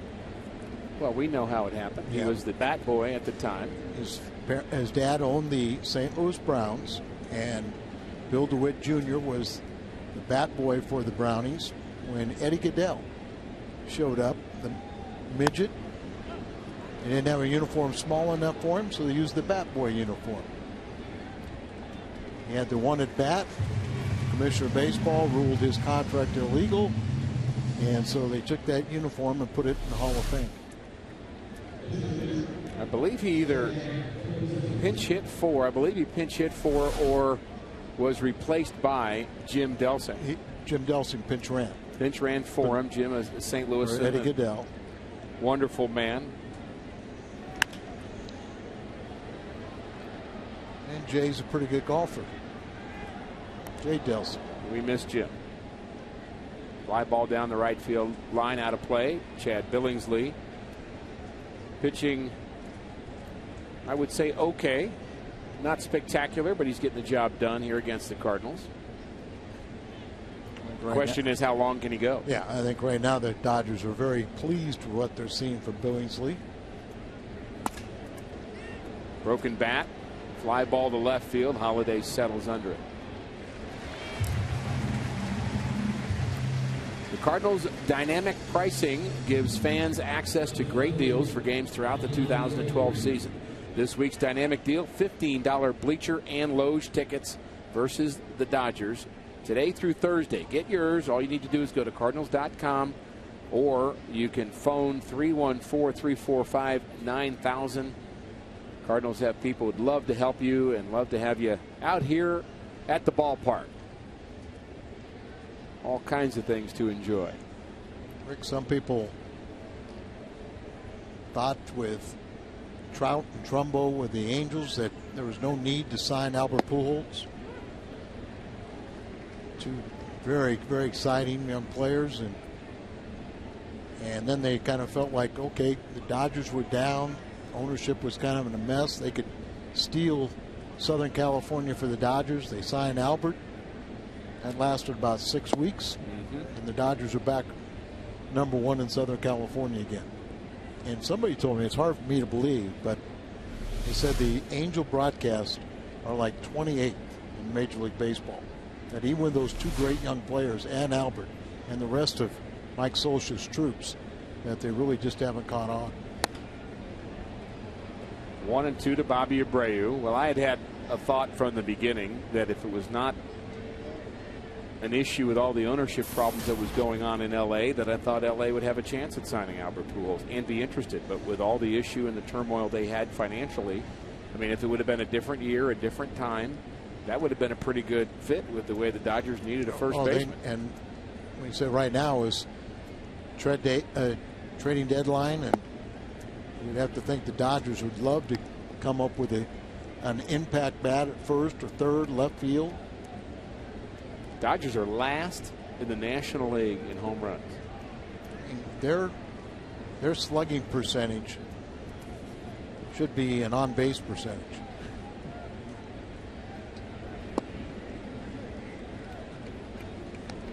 .365 slugging percentage, .320 on-base percentage. Not good enough. Good news for the Dodgers also is Mickey Hatcher was fired as batting coach.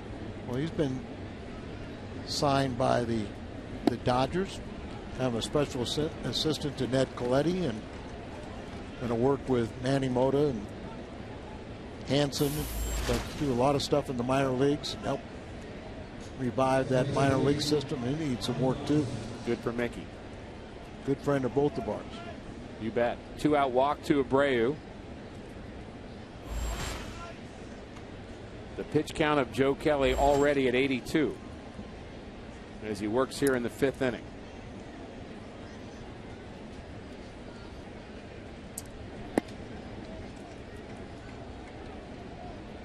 Three walks for Kelly tonight, twice Abreu.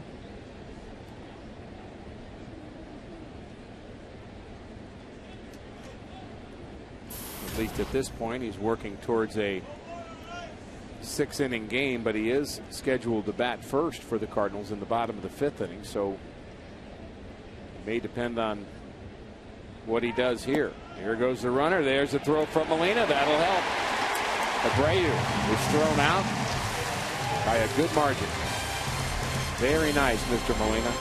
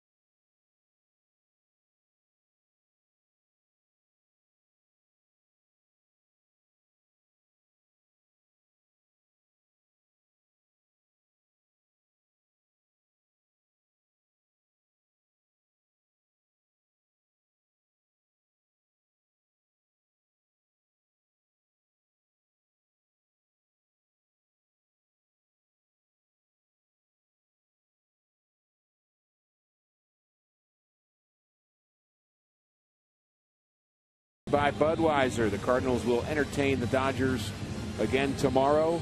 And look at this pitching matchup. Clayton Kershaw 7-5, Adam Wainwright 7-10. Coverage begins at 6:30 on Fox Sports Midwest. And two very, very good pitchers. Kershaw, just an example of lack of offense, why he only has a 7-5 record. He's got a 2.74 ERA. Remember, he's got a shutout against the Cardinals in Los Angeles earlier this year. But it's Billingsley right now that's the Redbirds are trying to solve. Kelly will hit for himself. Very warm evening. You can tell the sweat on the back of the home plate umpire, just how hot it is down on the field. Game time temperatures were 101 degrees. It's going to be warmer tomorrow. We want to make sure the umpires are hydrating as well as the fans here at the ballpark. I'm sure the umpires are hydrating, but we hope it's the right type of hydration. I would think it would be during the game, Al. I think there's during probably the game, a rule about that. I think sometimes you got to prepare a little bit longer than just during the game. For a starting pitcher, you got to do it 2 or 3 days out. Yep. There's a long one to left. Down the line. Are you kidding me? This is foul. Wow.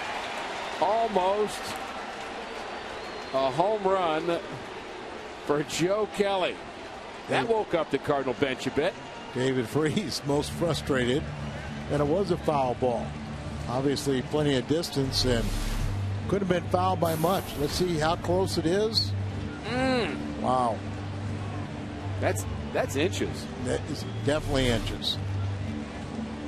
Said in the minor leagues they had a reputation, hit 300 and said he could swing the bat.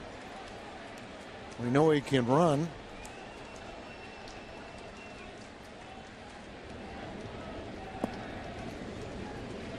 Billingsley's going to be a little more careful with him. I decided, I've seen him hit a fastball. Let's see something off speed.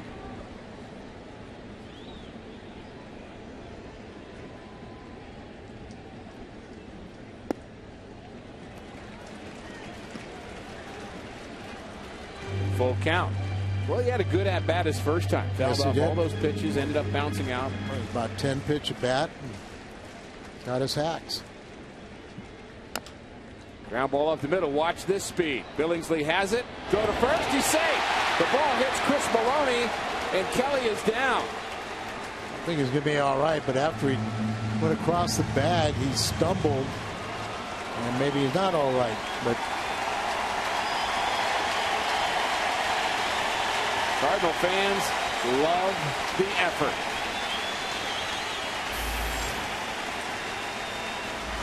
If it's a rib or something, but didn't look like they got tangled up, but maybe they did.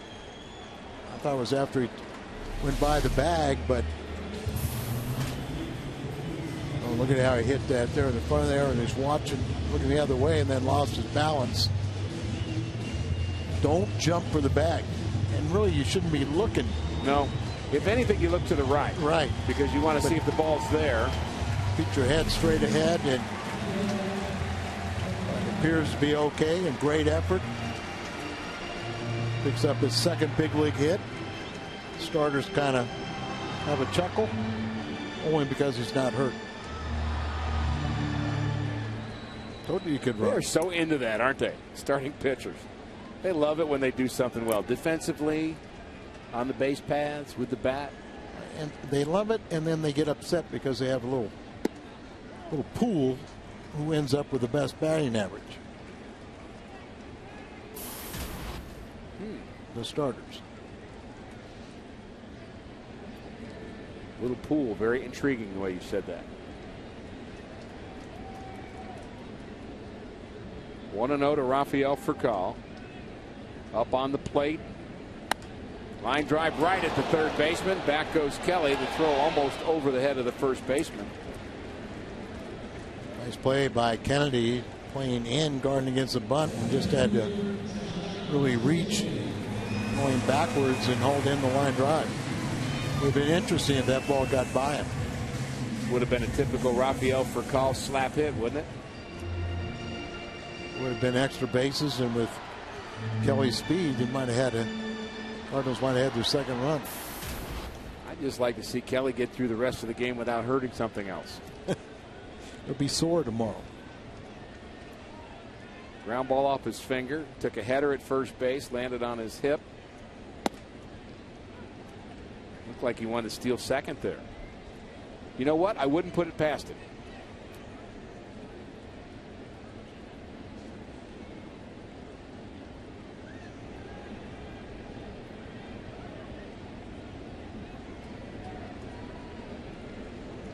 Got a pitcher bragging to the hitters just how good those pitchers are. See how easy it is. I remember David Freese probably going to ask for hitting advice from Kelly. Yeah, probably not. Well, he's 0 for 6 with 6 strikeouts, so Kelly does have the bragging rights over David, but just temporarily. You could just see that play coming with Billingsley, and he really wasn't maybe urgent enough with the speed of Kelly. Well, he said they wouldn't know the scouting report that he could run. Big gap in right center for John Jay. Curveball misses high, and there are times when Billingsley just throws some flat, very hittable breaking pitches. Only 76 pitches right now, but can the Cardinals string some hits together?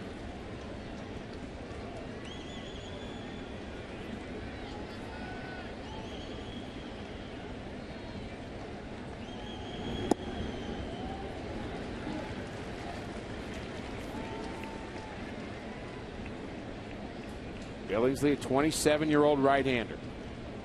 John Jay this season here at Busch has hit .370. Exactly 37 hits and 100 plate appearances.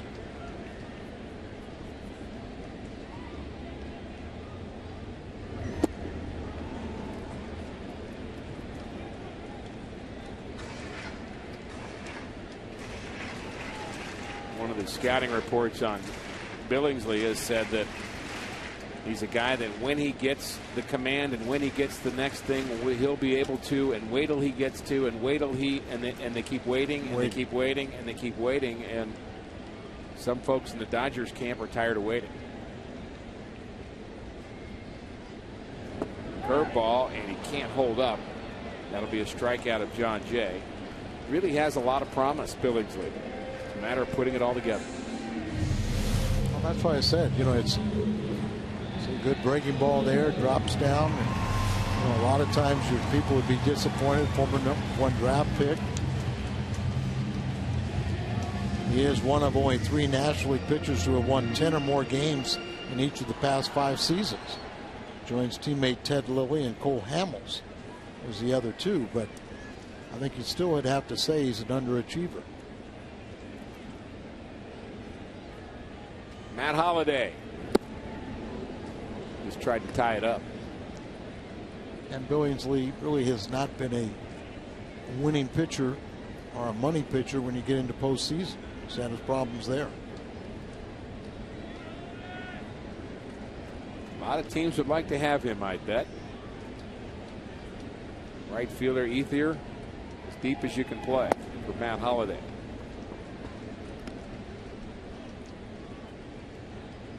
I'm not talking about Billingsley, but Rick, we've seen a lot of pitching coaches that look at an opposing pitcher and say, boy, I'd love to work with him. I think I can take him to the next level. Right. And have gotten fired for that judgment. Right. It's exactly right. That happens a lot. The grass is always greener philosophy. One of the other problems you have is when there's a guy on the other team that you don't do well again. Let's say take Bud Norris. You say, hey, I'd love to have Bud Norris. Well, you take what Bud Norris does against the Cardinals out. Right. And he's not very good. Yeah. And then you're saying he doesn't get to pitch to the Cardinals anymore. And there's so many intangibles that you can judge: the physical ability, you can project with maturity and experience, but the heart, you know, the drive, the work ethic, you can learn about those things, but until you really have him on your team, you really don't know for sure. How does he mesh with your chemistry of your ball club? Speaking of trades, Ichiro is traded to the Yankees today for some young players. How about the fact that the Yankees are in Seattle and then they make that deal? Miami and Detroit pull off a deal. Anibal Sanchez and Infante go to Detroit, and Jacob Turner. St. Louis goes to Miami. It's a break for Jacob. He won his first game over the weekend. He did. First big league game, so congratulations. And that's a good spin for him. He's going to get a good opportunity in Miami. 3-2 with the center field. Kemp takes a couple of steps back. Well hit, but not well enough.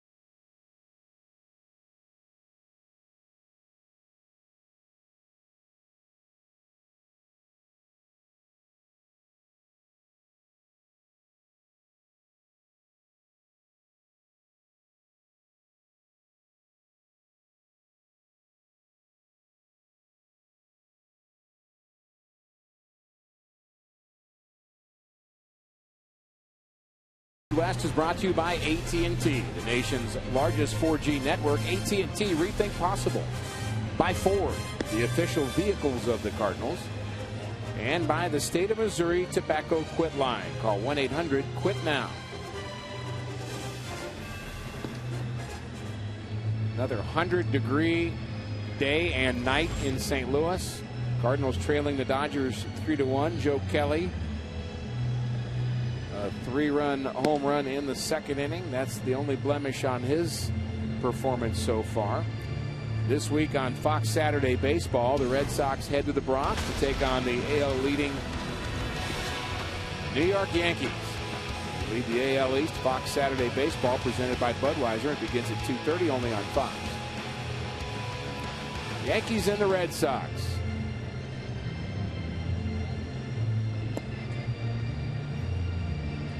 I think when you say the Yankees and the Red Sox, you're talking about two of the best organizations in the American League.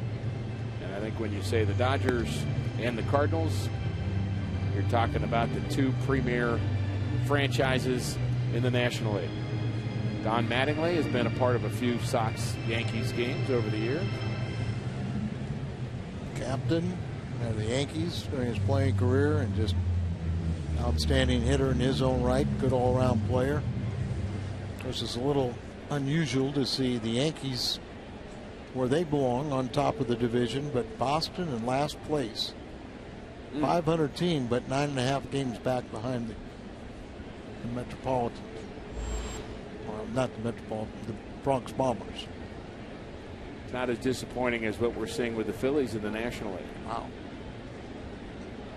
They are still struggling. Mark Ellis will bat first for the Dodgers. He takes a strike. Ellis is 0 for 2. He bounced into the double play in the first inning that went off the ring finger of Joe Kelly. It would have been a base hit. He slowed it down, turned it into a double play, and after conversation with the Cardinal trainer, continued to pitch, and he's been fine ever since. Only 2 hits in this game. Some good news as the Cubbies behind some margin defeat Pittsburgh 2-0. Cincinnati is winning, but leading 3-2 against Houston. Did you just compliment the Cubs? Sure, I did. Time to help the Cardinals. It's accepted. Physically demanding night for Joe Kelly, and it starts with this. Ball up the middle for Carl, turned into a doubleheader, but he got the pitching hand, or I think the ring finger. In the 5th inning, he beats out a base hit. Running hard here, but stumbles over the bag. Hits hard, but says he's okay. Back out there, trying to go through a successful 6th inning and his 6th consecutive quality start. I'm going to make a prediction here that sometime tomorrow there'll be a cutout of a player's body down on the right field line where Kelly took his header. Here's the delivery of Joe Kelly. Stiff back leg. Drive to the plate. The front leg. The shift is on for Kemp. You know what I'm talking about. Yes, I know. We saw it Ryan Braun when he stumbled 2 or 3 times and fell flat face first last year in Milwaukee, and the next day his teammates put the body outline. Leaping Rafael Furcal can't get it. Almost like a crime scene. We'll see if any Cardinal has that thought. Schumacher was over with Furcal on the shift. Look at him trying to jump up, trying to help, trying to give a little more height for Furcal. Now, why are you going to be jumping on line drive to shortstop? But it's just, as you're so into the game and you're trying to do everything you can. I'll bet we have, I'm not going to count them, I don't know. I bet we have 500 viewers that jumped in their living room. Just 500? Yeah. I mean, not everybody's going to do it. But there'll be a few that are that intent on every single pitch that they might just do that. No jumping in our truck, I'm told. Or our booth. But we were hoping Ralphie could sky. catch that line drive. Well, we were all jumping with our heart. All wanted him to make that play for sure. Andre Ethier reached on an error, scored in the first, and lined out to center.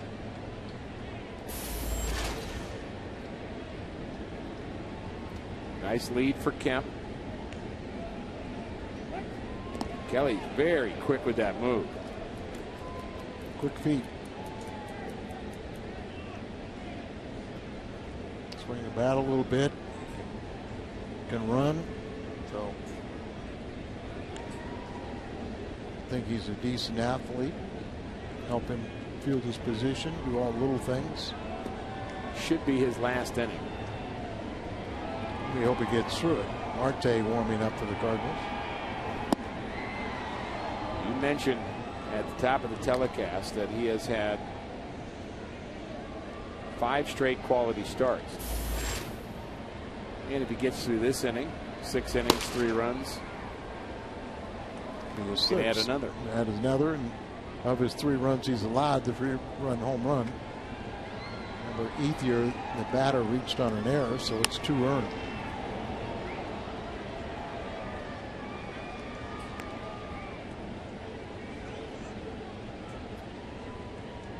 Got a text from a friend of mine who said that he was watching our telecast and he jumped in his living room.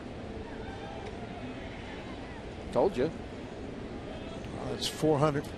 That's 499 more of your friends waiting to text in.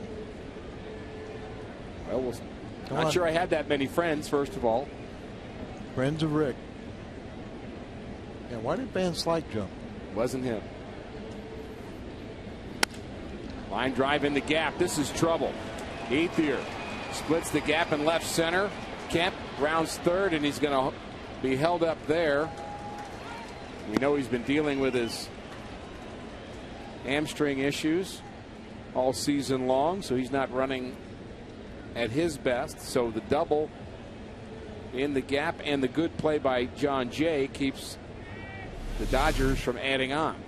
Left-handed batter. This ball will slice away from John Jay, the center fielder, but nobody questions John Jay's defense. He is flawless this season and has had more defensive gems than any other Cardinal defender.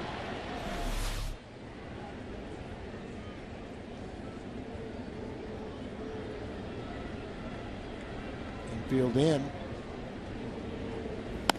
Ground ball to left side. Carpenter comes home with it. Now Molina's going to run him back to third. Oh, why did he throw it? Why did he throw that baseball? Just run him back. There's a man standing there. Yachty makes a mistake, and that allows... That is truly a mistake, a rare one from Yadier Molina. Yeah, it allows Rivera to go from first to second. There was already a runner there. All he needed to do was run him back. Just run him right to the bag, and then you have 2 runners there. Keep on running him back. You have the chance now, and then you get a pitcher involved in it. And you wonder, Furcal called for the baseball, and he and Yachty were having a conversation. But now the batter goes to second base, so totally missed that rundown play up. But if Furcal calls for it, he doesn't know that the runner behind him is at the bag, so you need to ignore Rafael Furcal calling for the ball. Call for it, but you run him back there, and then you got 2 runners there. Kemp it's his bag, so Ethier would be out. A lot of times you get a double play, they walk off the bag. Fly ball to left. Holiday towards the line, towards the stands, and he makes the play. So Kelly gets out of it, gets the ground ball, the pop up. 6 solid innings for the Cardinals rookie.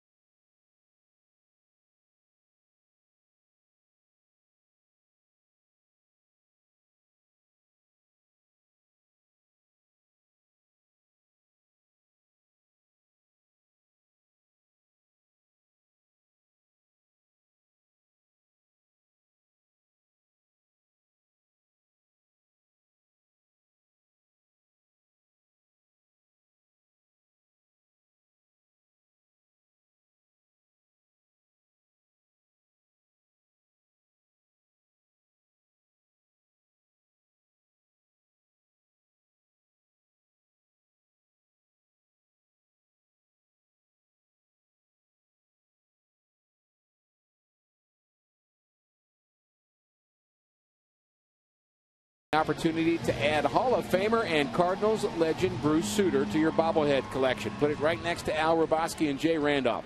25,000 fans entering with a ticket will receive a Sutter bobblehead presented by Coca-Cola and Deerbergs.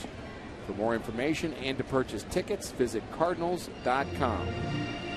And remember the rest of this series, because of the 12 home runs that Beltran hit in Kansas City in the All-Star festivities, the home run derby, $1 off the $20 outfield pavilion seat. So the rest of this series, you can get those seats for $8. How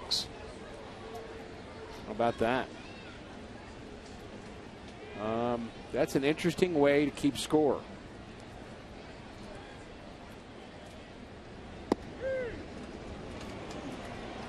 Beltran caught looking. 3 strikeouts, make it 4 for Billingsley.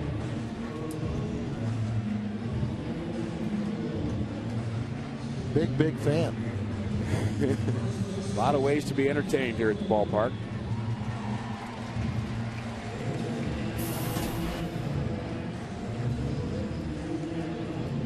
Lance Berkman and the Cardinals showed 2 nights ago that they can erupt quickly. Line drive to center. Kemp has to kneel down to make that play on a sinking line drive for Berkman.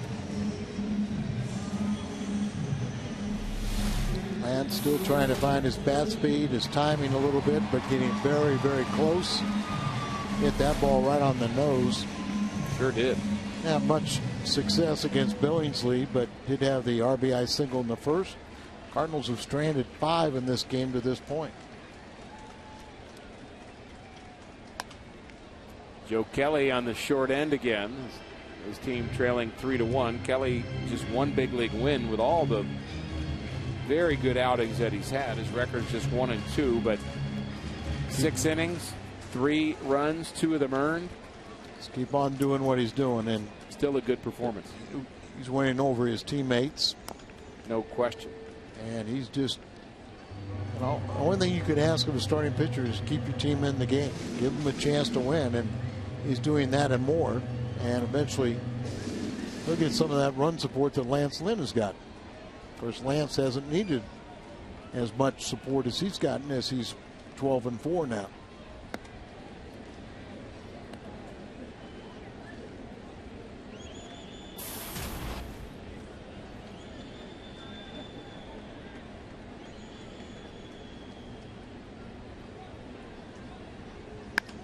Ground ball to right side, base hit. Well, let's not count out that potential victory for Joe Kelly just yet. 96 pitches, 61 strikes for Kelly. And he threw first pitch strikes to 16 out of 25 batters.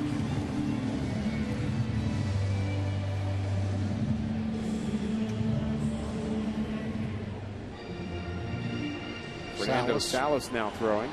He's one of 4 Cardinal relievers that have not allowed a run this month. Molina now has 2 hits. Schumacher looking for his first, takes a curveball for a strike. I reckon a lot of people question sometimes the lineup, and usually it seems like sort of that Sunday lineup where Mike Matheny will rest some of the guys, but it was apparent that Yadier Molina needed that rest. Almost ran with Billingsley holding the ball, but got back. And he does the right thing. He steps off first. Step off. Now you can do whatever you want. Now you don't have to throw. That's what we talked about, and hopefully Lance Lynn was watching. Step off. Yesterday's game. Those 2 Cubbies just took off on him. He was holding the ball and didn't step off, through to the plate, and there were just 2 steals that Tony Cruz had no chance of throwing anybody out. Really didn't even throw. Guy was standing on the bag when the pitch was crossing the plate.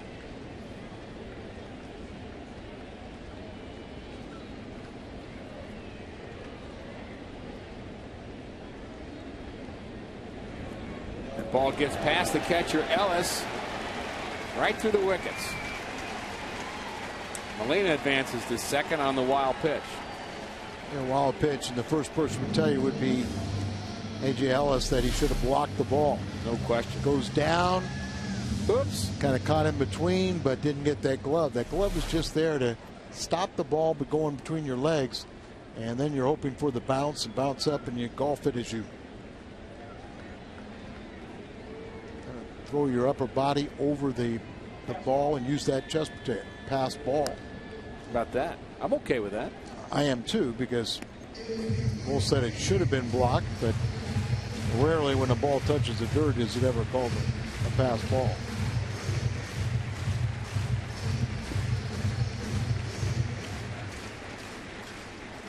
RBI chance for Skip Schumacher. He has 19.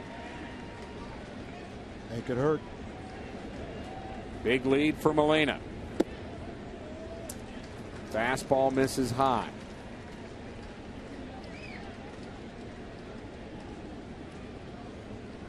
If Schumacher can reach, we'll see Matt Carpenter. Jamie Wright warming up for the Dodgers. Salas will be the next pitcher used for the Cardinals. What will the score be?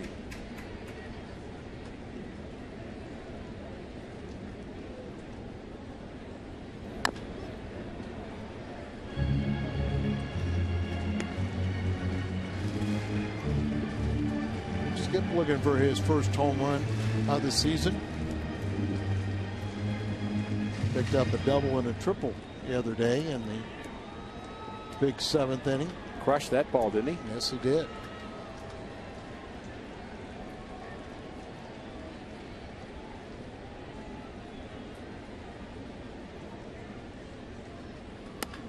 Ground ball to the right side. You asked what the score would be. It'll still be 3-1 Dodgers as we go to the 7th.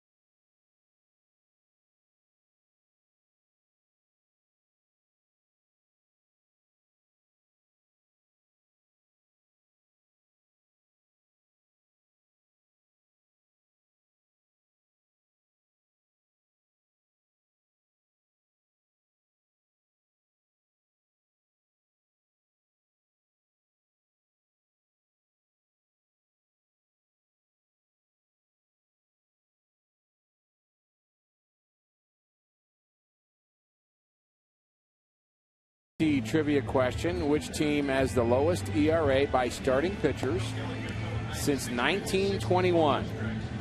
Think about it. It is the Los Angeles Dodgers. That's since 1921. They've had plenty of good pitching, and here's their best. What about since 1919? Probably them too. Oh, okay. Kershaw will be tomorrow, and right now our Mid-America Chevy dealers call the bullpen. It's Fernando Salas. Mentioned he is 1 of 19, but Cardinals have 4 of those 19 relievers that have not allowed a run in July. As Salas, I believe, is working on the 7th scoreless appearance. And what have you seen with Salas that has helped him turn it around? 8 scoreless appearances, including a couple in yesterday's game. I think the one thing is he's commanding the strike zone a lot better. And its location with his changeup. Last year he led the ball club with 24 saves, and he didn't walk anybody. He's had a little problems there. You see earlier he got off to the bad start, 0-3. ERA still too high, but much improved. Facing Luis Cruz. He couldn't do that earlier in the season. You know, hit a spot as Molina sets that down and away, hits the spot perfectly. He used to not walk anybody, was always pitching ahead of the count, and too many balls were over the middle of the plate. Now he's making his spots.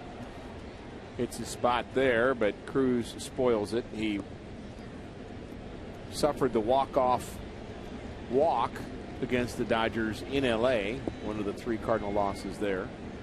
Just thought after you're going to throw the changeup, this is his best pitch in my mind. Well hit to left field, but Holliday's going to run it down, I think, and he does. He went a long way to get that ball. That's almost center field. Matt Holliday, I think, has, I don't know how to put a number on it, but I would say he has much more range in the outfield than most would give him credit for. I don't think there's any question of it. He is a much improved outfielder since arriving from Oakland. Defensive zone rating is kind of the stat that's being used now to actually put a number to what we're talking about, how much a range a player has, and I think he's improved tremendously in that. I know he worked awfully hard with Dave McKay when he was here and had the outfielders, and they're just carrying over. Not afraid to work at it, and it shows.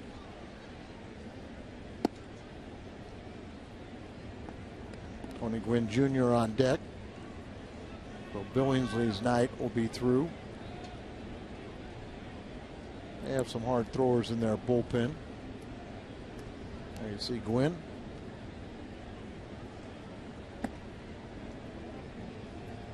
And it seems to have cooled down to about 95 degrees, according to my connected device here.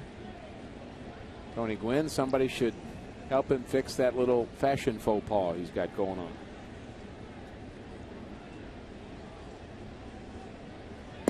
For all you ladies, that's a glamour don't. You read glamour, you know what that means. You know, the Rawlings uniforms didn't have this problem, but it just seemed like the Majestic uniforms, the pockets, always, pull something out and the pocket comes with it. Disgusting. Base hit to right. Gwynn checking to make sure they're not going to call him back. Could have opted, Don Mattingly, to keep the pitcher in to sacrifice.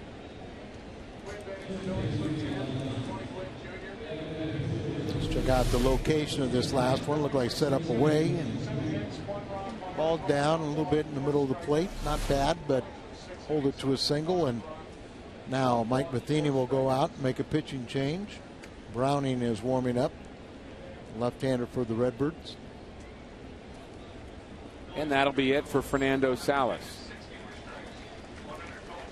Browning works his way towards the mound. We'll work our way towards a break.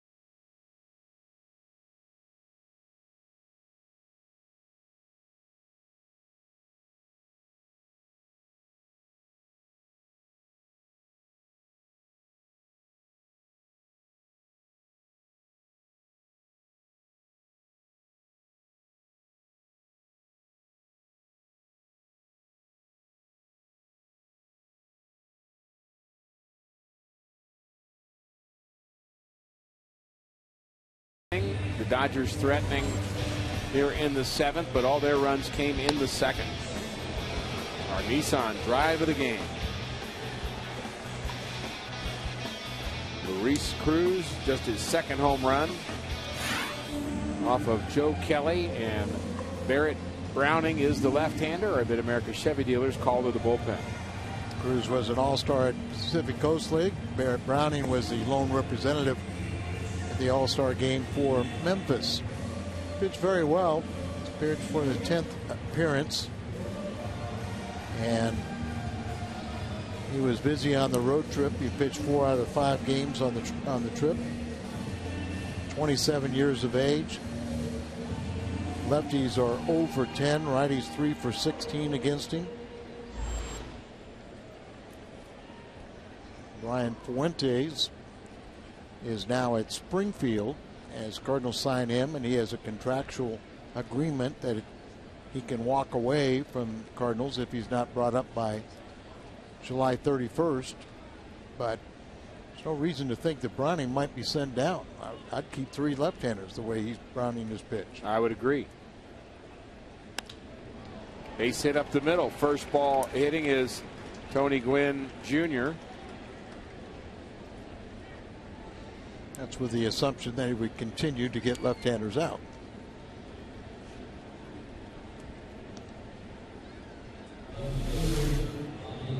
Well, the results look like his father and about half the body. Swings a little bit more like his uncle, Chris. Chris was a who I played with the Dodgers. Very good pinch hitter throughout his career. And if he could have as good a career as his uncle, I think he'd take it. Kind of hard to expect to be as good as his father, the Hall of Famer.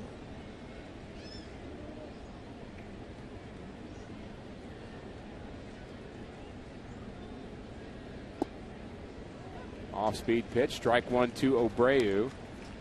And we have a tweet that has reminded me that the start of Joe Kelly eerily similar to his start on the 3rd of July, where he went 6 innings against the Rockies, gave up 3 runs, 2 earned runs, an error in the 3rd, and a 3-run homer in the 3rd. The problem for him that night, and no Cardinal offense. Very similar games. Hopefully we can change the result and get him a win in this game. But can't do that. I mean, can't get him a win, but get him off the hook. Get a team win. Tyler Colvin home run in that game, if you remember. And today, it was Luis Cruz. Browning to the plate. Good slider. Bray waves at it.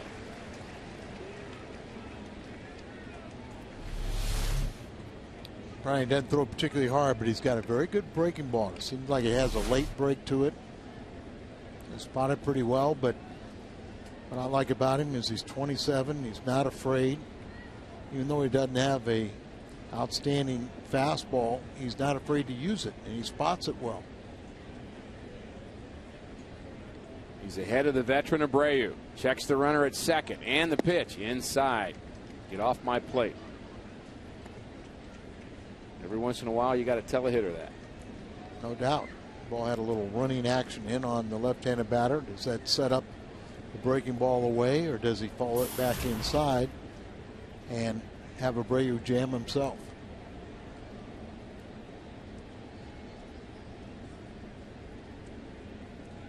Cardinals could use a ground ball here. Infielders hoping for one. Inside move.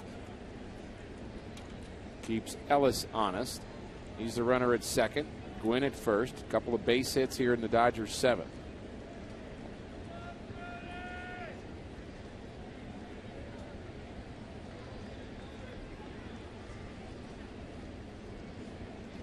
I'm guessing slider here.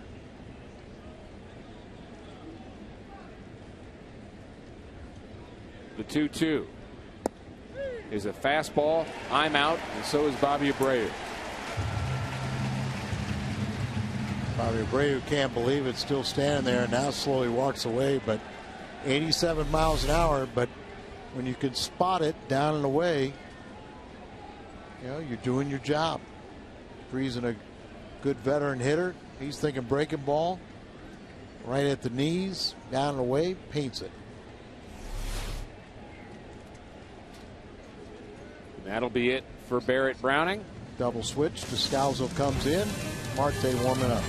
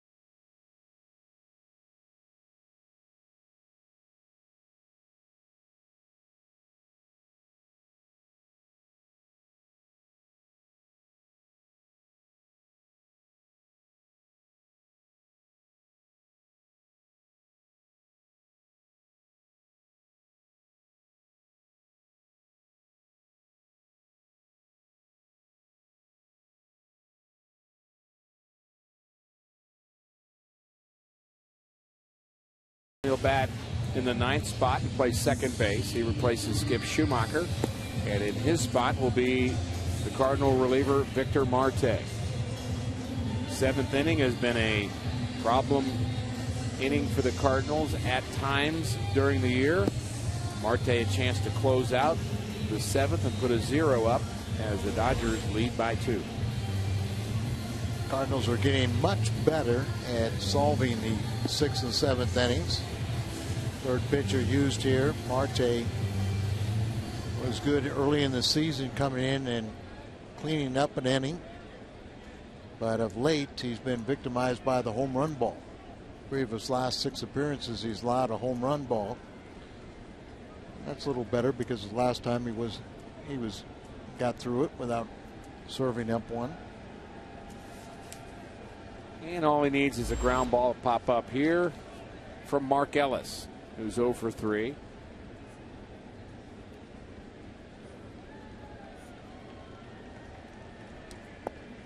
Salas started the inning, got an out, then gave up a hit. Browning did it the other way, gave up a hit, then got an out. The strikeout of Abreu, very important. No doubt. Marte's got the good split finger, got a breaking ball. Throws mid-90s fastball, but it's very straight. The 1-0 pulled foul past Tim Wallach. He's the third base coach for the Dodgers. Davey Lopes at first. A couple of very familiar names. Very good third baseman for years with Montreal. Lopes, outstanding Dodger. Great base stealer in his own right. And somewhere around here is Manny Mota. You know he's always around. Hard hit, base hit to left.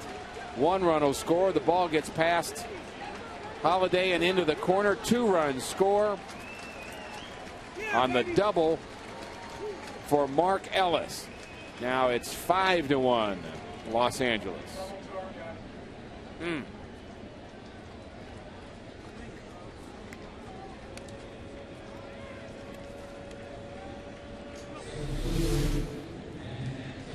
Fastball that's just straight down and in, drops the bat head, pulls it there. Ball gets away from Holiday, but I don't think it made it any different with Gwynn's running speed.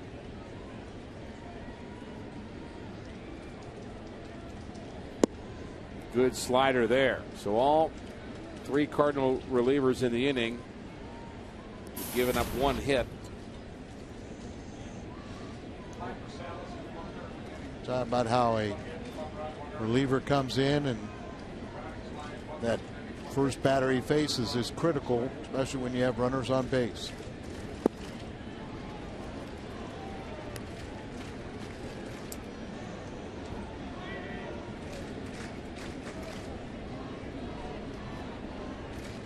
You wonder whether that theory with Marte may change over time, as he was really thought of as the jam guy for them. Bring him in with guys on base, but when he's struggling, when he's struggling a little bit now, perhaps it's better to use him to start an inning.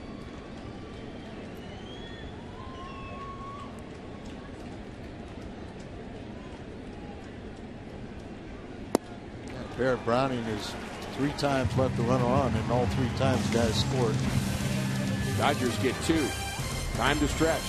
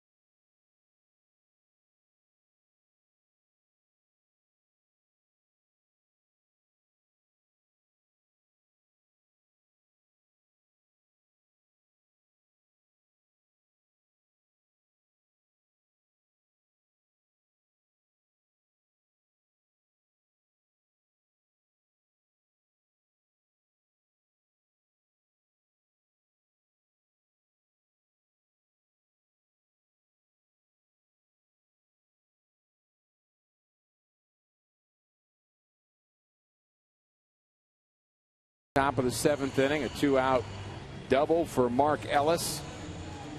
Dodgers have 5 runs on 2 swings of the bat. We're still hoping that things get serious tonight. If the Cardinals score 6, any size drink, just 50 cents all day tomorrow at your nearest On the Run and Mobile. This year, 6 is a serious number.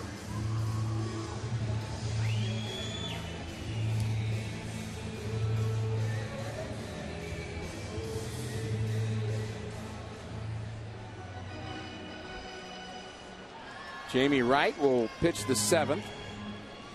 He's pitched pretty well with the Dodgers. He bounced around quite a bit, had a little stint with the Cardinals.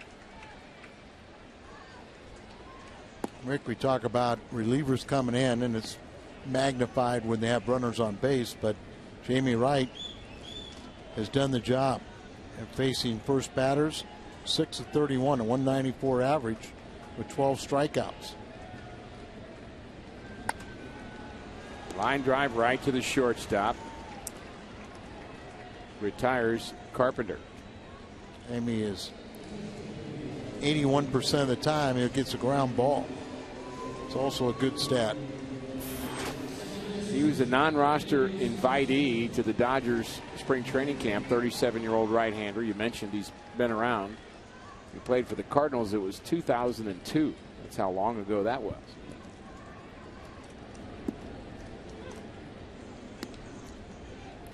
Came up to the big leagues with the Rockies in 1997. And you look at his bio, and there's about 3 teams a year for about 15 years. So a lot of uniforms for Jamie Wright. Maybe he's figured it out now. good success. Pitched well last year with Seattle. And you wonder, with a 3.16 ERA in 60 games with Seattle, why they gave up on him. And he had to go to camp as a non-roster invitee. Are they that good? I wouldn't think so. Gwynn has stayed in the game, by the way. He's playing left field. And once again, Seattle traded Ichiro to the Yankees this afternoon. Just wonder what that does to their fan base in Seattle. Oh, I know. And the Yankees are there, so there'll be some. You have a chance to say goodbye to a lot of people and friends that he met over the decade plus.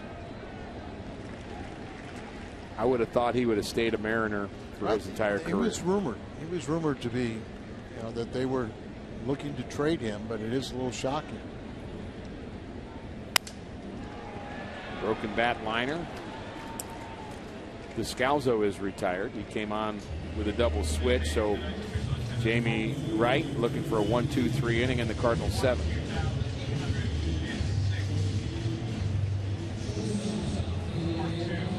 $42,806 fans here at the ballpark for game 1 of this 4-game series with the Dodgers. The Cardinals swept the Cubs over the weekend, in case you missed it.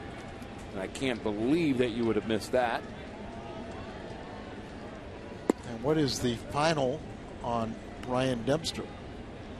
I know there were reports that he was traded to the Atlanta Braves, and there were also tweets from Dempster himself saying, don't believe the rumors.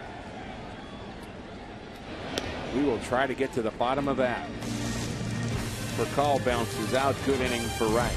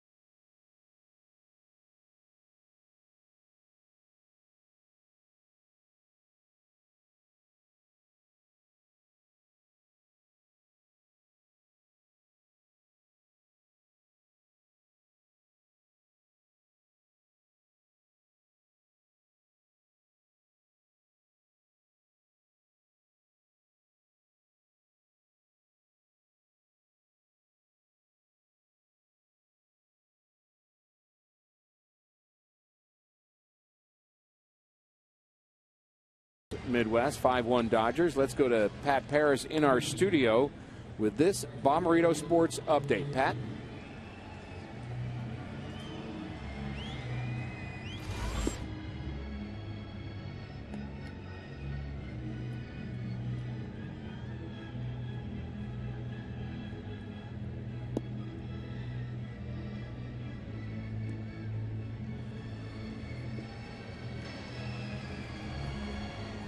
Thanks, Pat, for the update. We appreciate that. Trevor Rosenthal comes in his 3rd appearance. Made an exciting appearance in Milwaukee in his major league debut. He had 2 walks, a base hit, a pair of strikeouts. The strikeout number 1 against Corey Hart reached 100 miles an hour. It's from Lee Summit. He was starter at AA Springfield this year. Had 2nd best ERA in the Texas League at the time of his promotion. Rosenthal was drafted in the 21st round of the 2009 draft by St. Louis from Lee Summit, Missouri, and they really like his arm. Strike 1 on the inside corner. And perhaps he could be an answer to the 7th inning eventually. I think that is the game plan, is try to ease him in at the major league level. He's only 22 years of age. There you see an off-speed pitch, a changeup. He was a starter down there, so he has all the weapons. And you wonder a little bit, do you retard his growth as a pitcher by bringing him up this early and pitching him in the bullpen? But I think because of his fastball, that was 97. Spring training, he lit up the radar and kind of opened up a bunch of eyes as he hit triple digits in spring training.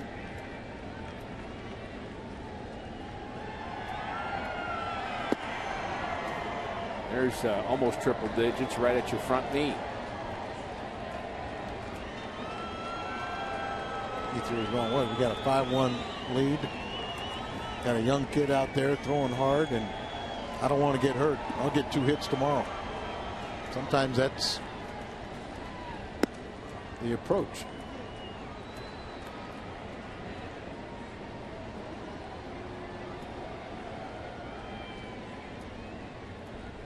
So Pat Paris has told us that Ryan Dempster still deciding. And remember, he has a 10-5, so he has the ability to veto a trade. And I think a lot of people thought that that was going to be a done deal, because apparently he had kind of given a verbal kick to where he was willing to go there. But because now you got 10-5, you do have a little leverage that all of a sudden you say, well, I'm a potential free agent, or you can give me so much more money right now. I'll okay it. So it's maybe that's where the confusion lies. And they'll probably come together sometime this evening. Ground ball to second. Rosenthal retires Ethier. 98 miles an hour in that ground ball. He really impressed a lot of the veteran pitchers. Rosenthal in spring training he asked a lot of questions, worked with Chris Carpenter on a cutter. You know, he just was a sponge. He listened, where I'm not going to say all the top prospects did the same thing. Some of them thought they'd already been in the big leagues for 10 years, and that's not a way to welcome yourself to a big league clubhouse.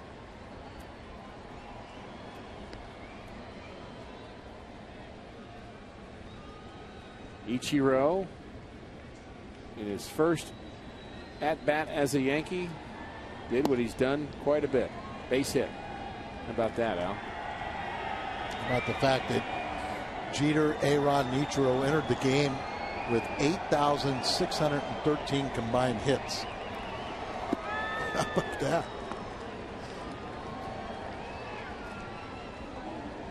Ichiro batting 8th in that Yankee lineup.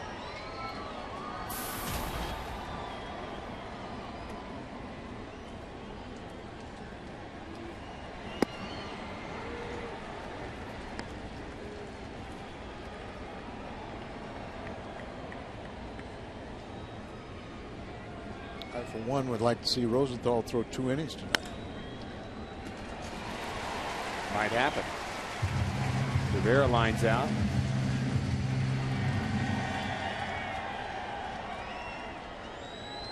Cardinals and the Dodgers are even in the hit department at 7. But the Dodgers, really this game hinging on two big hits. 2 hits.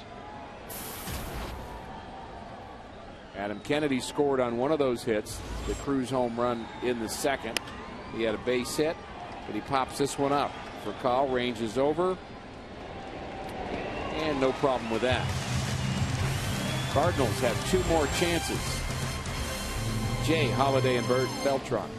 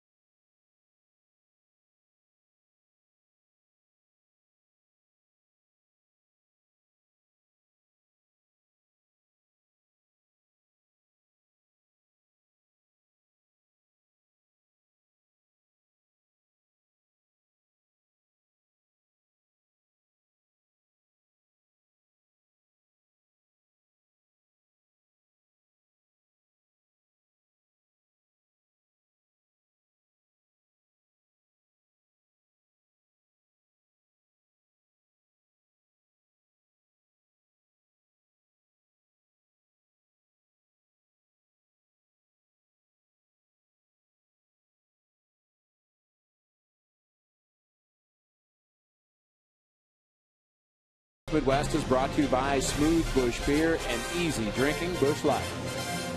And by Taco Bell. Live Moss. Cardinals need to score Moss. 5-1 Dodgers.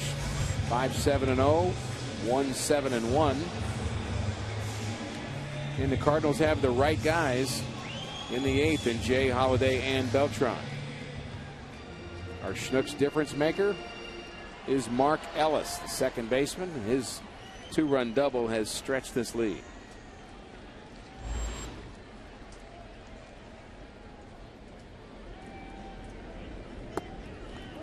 Cruz gave him the 3-run home run. Mark Ellis 2 additional runs to kind of open it up. Cardinals going to have to battle from behind.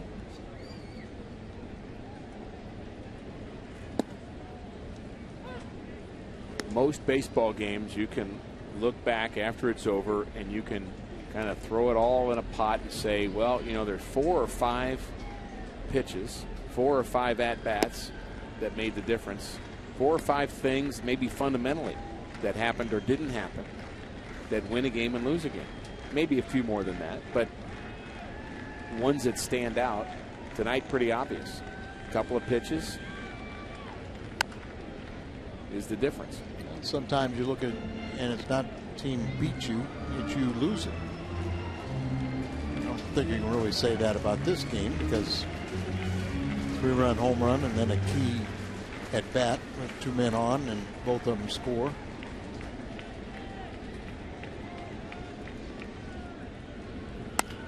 Ground ball up the middle, base hit. Had a college coach from Southern Illinois University, Mark Newman, who is a longtime Yankee minor league director who coached a team that I played with up in Alaska. As we look at this hit up the middle for John Jay. And he was my summer league coach, and he would talk about the game at the end of every game we played, and he would break it down just as I said. He'd say, now if we'd have done this, this, this, and this, and at the end of the game he'd say, we should have won every game. All we need to do is stop our mistakes. Right. But that's, and sometimes you make it simple like that. Exactly. And get everyone to realize you have to concentrate every play. Exactly right. Double switch. It's like James Loney will go in to play first base. Don Mattingly sorting it out with Marty Foster. Belisario. We know who's going to hit.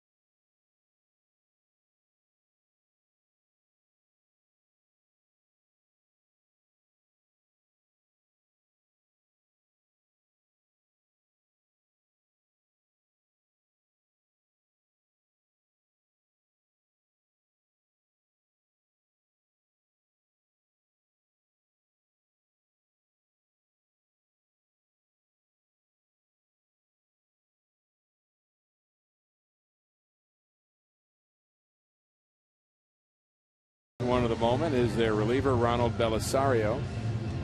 35 games, ERA 2.57. And he's part of a bullpen that's been very effective. See a 3.20 ERA for the bullpen. Belisario, one of the reasons why it's down, as he is 19th among qualifying National League relievers with a 2.57 ERA. 6th with a 158 opponent's batting average. 7th in the National League with 15 holds. He's got a power arm and pitching very, very well. Jay the runner at first. Holiday the batter. 8th inning.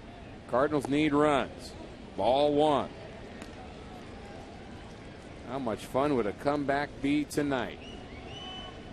Make 42,806 people at this location very happy. They count us and make us happy too. Ground ball to right side, but it's foul.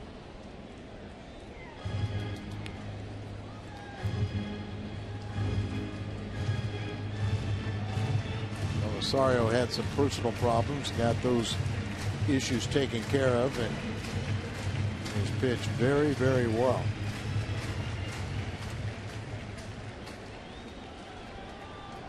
He was injured and didn't play in 2005 and 6, then was on the restricted list. Line drive right at Ethier. Didn't even have to move. Stood there like a statue.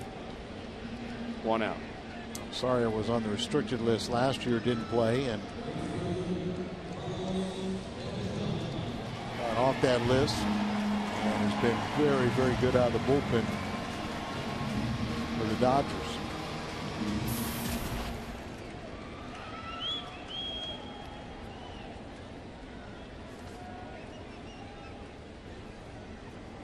Beltran has struck out twice and bounced out.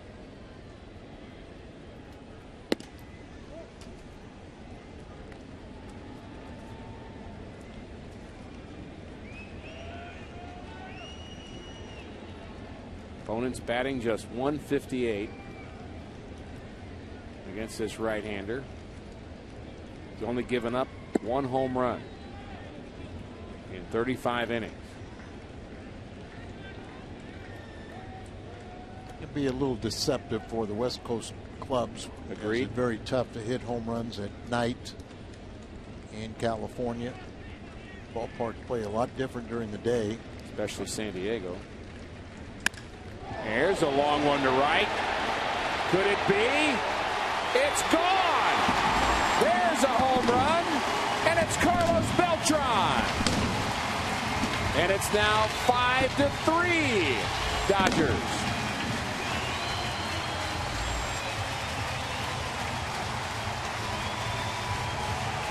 Carlos hit his home run over the weekend, number 21.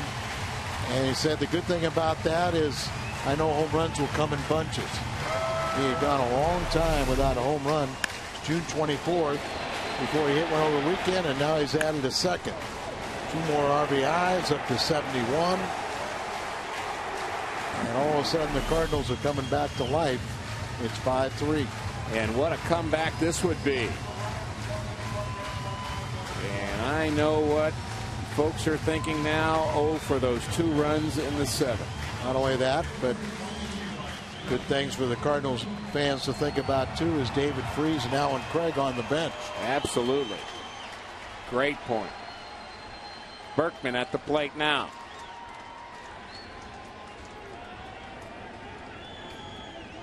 That's 1 for 3, but swinging the bat better.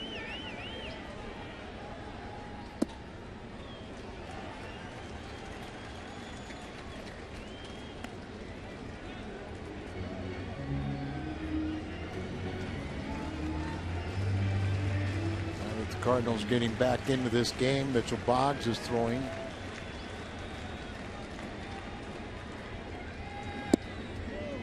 Cardinals have had a habit of going back-to-back this year. 3 times. 6 times for the team. There's 3 between Holiday and Berkman. Or excuse me, Holiday and Beltran. Let's try a Beltran and Berkman. Long one to left. Spins around Tony Gwynn, but he makes the play. He just didn't have that sound. Beltran sure did. It sure did. There's Alan Craig with a bat in his hand. He went over to talk to Beltran, probably about the pitcher Belisario. And Alan Craig making his way to the on-deck circle. So he'll hit in the pitcher spot behind Molina. So I just told you that Molina will get on base, so Alan Craig will get that opportunity. I was tracking you. Big 7th inning Saturday night. Alan Craig had a pinch hit double and another double, an RBI double in the 12-run 7th inning. Cardinal hadn't had 2 doubles in an inning since Jerry Mumford. That would have been back in the 70s.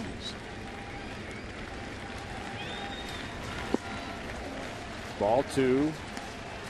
Strike 1 to Yadier Molina. Molina already has 2 hits. He also bounced out. Crowd wanting a comeback here.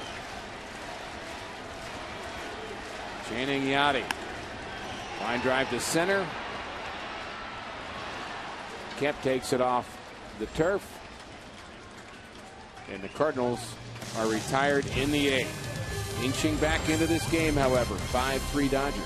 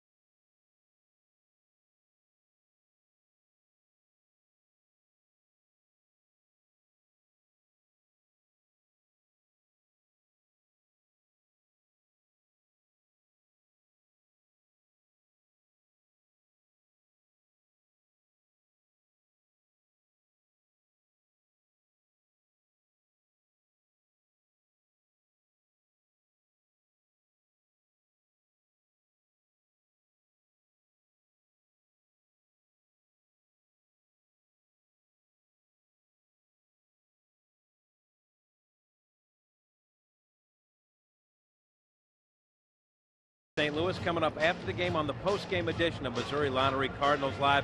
Pat Paris and Cal Eldred are at Lumiere Place. A look at the Cardinals' magic number 8 spot. They'll break down Joe Kelly's evening and another edition of Mic'd Up.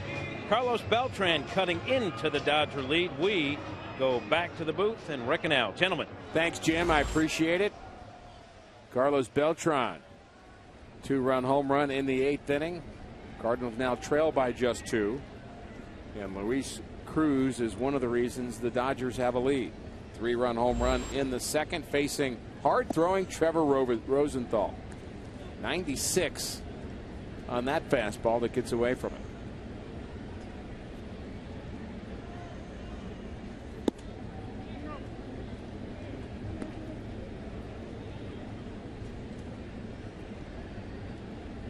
Cardinals will have Rosenthal, Carpenter, and Descalzo.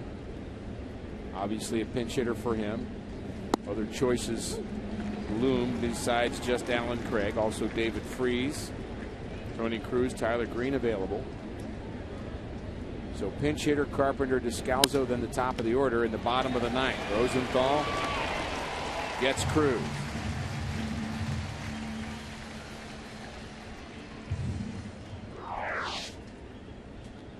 Been a number of head-to-head series since 1960 where teams are tied, and this is one of them. The Cardinals and the Dodgers at 305, but the longest one, the Giants in Cincinnati, or the highest number, I guess, at 376. Well, that's impressive since 1960, but when you go all the way back all time between these 2 franchises, Cardinals and Dodgers have battled back and forth. Dodgers now have a 4-game differential. Well, you're talking about 2,200 plus games and just 4 games separating. One time it was they were even. or even in 1960, the Cardinals were trying to stop a 7-game slide. I found that interesting. You said 7 straight that the Dodgers have beaten the Cardinals, but before that, the Cardinals had won 7 straight. You always say streaks follow streaks. Yeah. Last time they had an 8-game streak was back in 1975, July of 75. And I know the Cardinals had won a few games in a row because I defeated the Dodgers 3 straight games. 3 in a row. 3 in a row, 3 games in a row. That doesn't happen often. This copyrighted telecast is presented by the authority of the St. Louis Cardinals and may not be reproduced or retransmitted in any form. And the accounts and descriptions of this game may not be disseminated without the express written consent of the St. Louis Cardinals.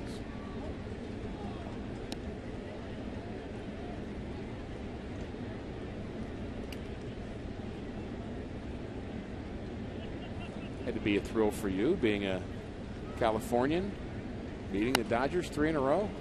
It's 2 games before the All-Star break in St. Louis, and then the first game after the break in LA. And on this Saturday, I had a matchup against our good buddy Manny Mota. Late in the ball game, he fouled off 14 3-2 pitches. They weren't all strikes, but he fouled them all off, and eventually I walked him, but I won because I got the next guy out.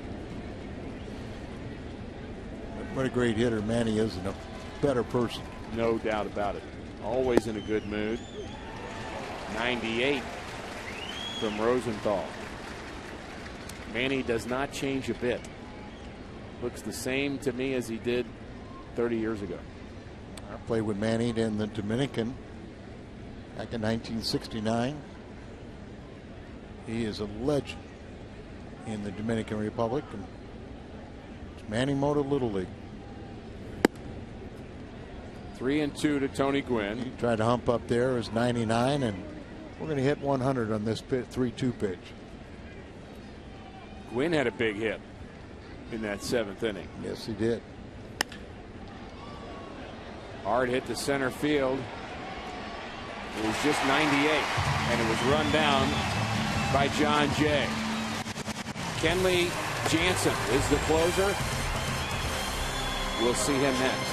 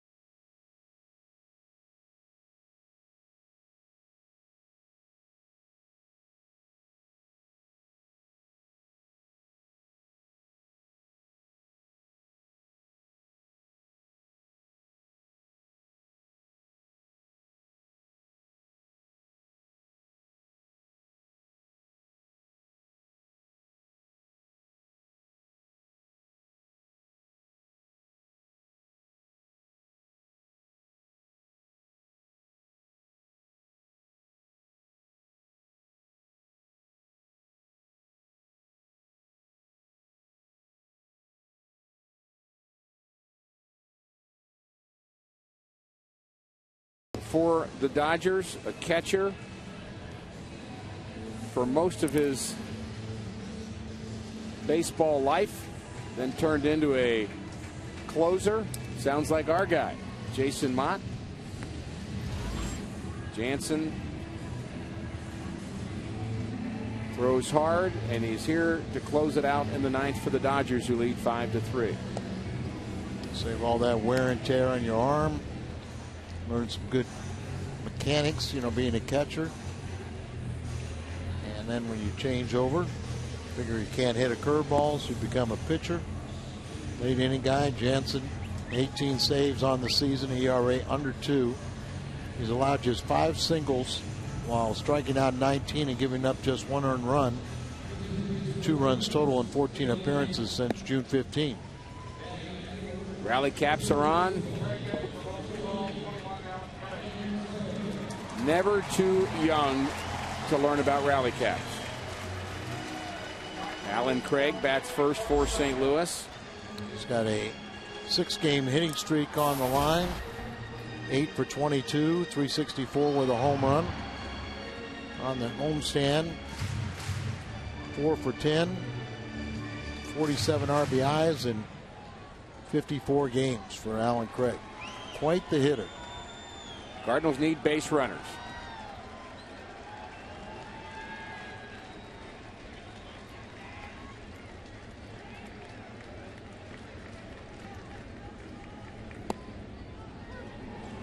Strike on the inside corner. Slider, a cutter to lead it off. Jensen has recovered emotionally from a very odd blown save where there was a steal of home. He threw the ball away and another run scored and he lost the ball game. Ground ball just foul.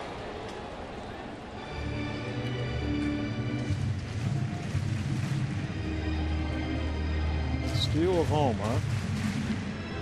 When he wasn't looking, he was standing off the back of the rubber, turned to throw home and threw it away. Kind of unnerved him a bit. He was actually a catcher for the Netherlands in the World Baseball Classic in 2009. That's not that long ago. Born in Curacao.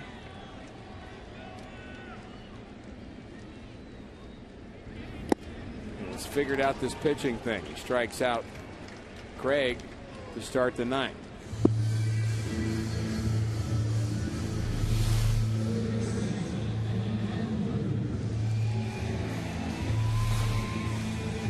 Pitch had a little Mariano Rivera look to it, didn't it? Sure did. It's a natural cutter, possibly.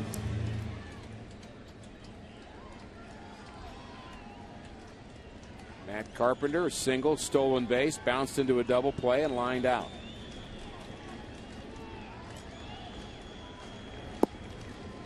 Plays some pretty good baseball in Curacao now. Andrew Jones was the first I can remember, and Randall Simon, and now all of a sudden start seeing more and more young men from Curacao.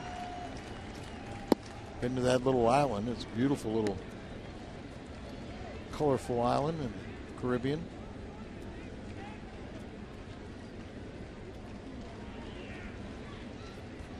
The site of the proposal in Bachelorette 8. Surprised you know that, Al, frankly. What else you want to know? I knew my daughter would know that. Jeff and Emily are doing very well. Oh my.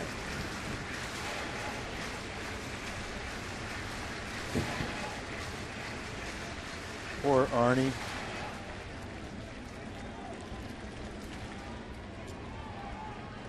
One and two to Matt Carpenter.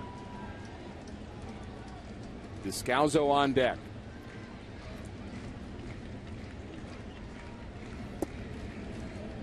Cardinals still have David Freese on their bench.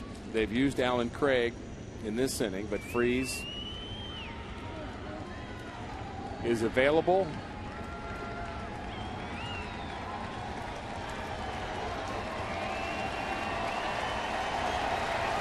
See a base runner or two, and then just see what happens. Exactly right. 3-2 now to Carpenter. Hey, any way to get on base. This crowd is still believing.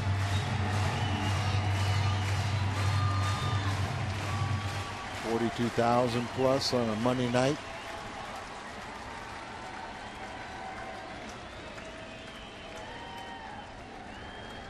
Big pitch here. The 3-2. Spoils it.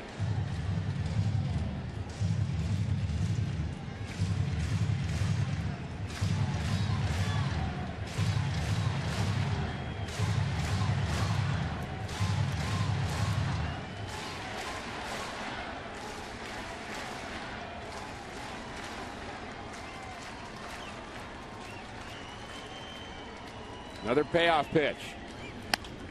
Ground ball, and it's smothered by Loney.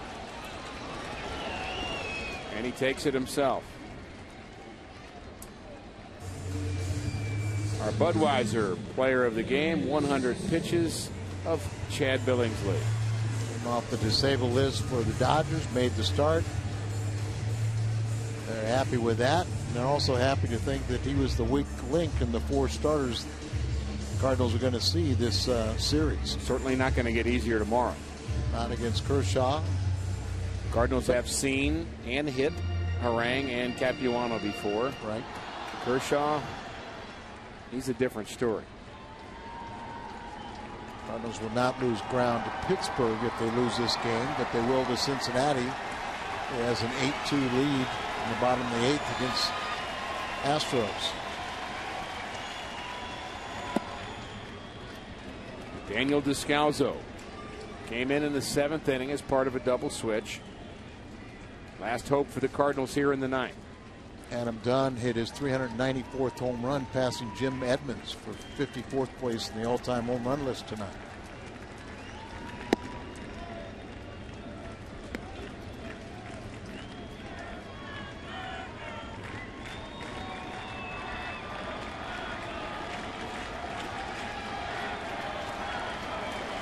Jansen hoping for save number 19.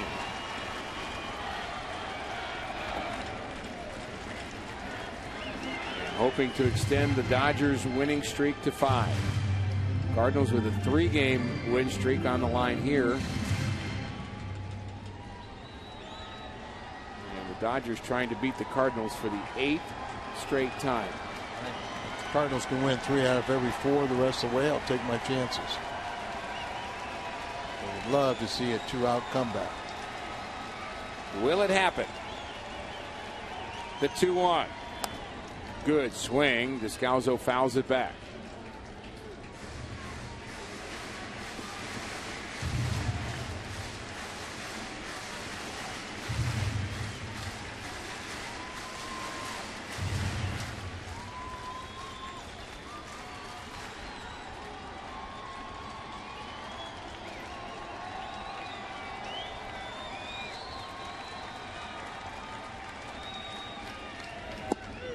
And a called third strike on the inside corner, and the Dodgers win it. Cruz, the big hit in this ball game, is 3-run home run, and the Dodgers celebrate. Frustrating loss for the Cardinals. Joe Kelly pitched well enough, gave his team a chance to win. Tough inning by the bullpen in the 7th, and the Cardinals got 9 hits. They strand 6, but couldn't come up with a big hit when they needed it. Don't go away. The Missouri Lottery Cardinals Live postgame show is coming up next.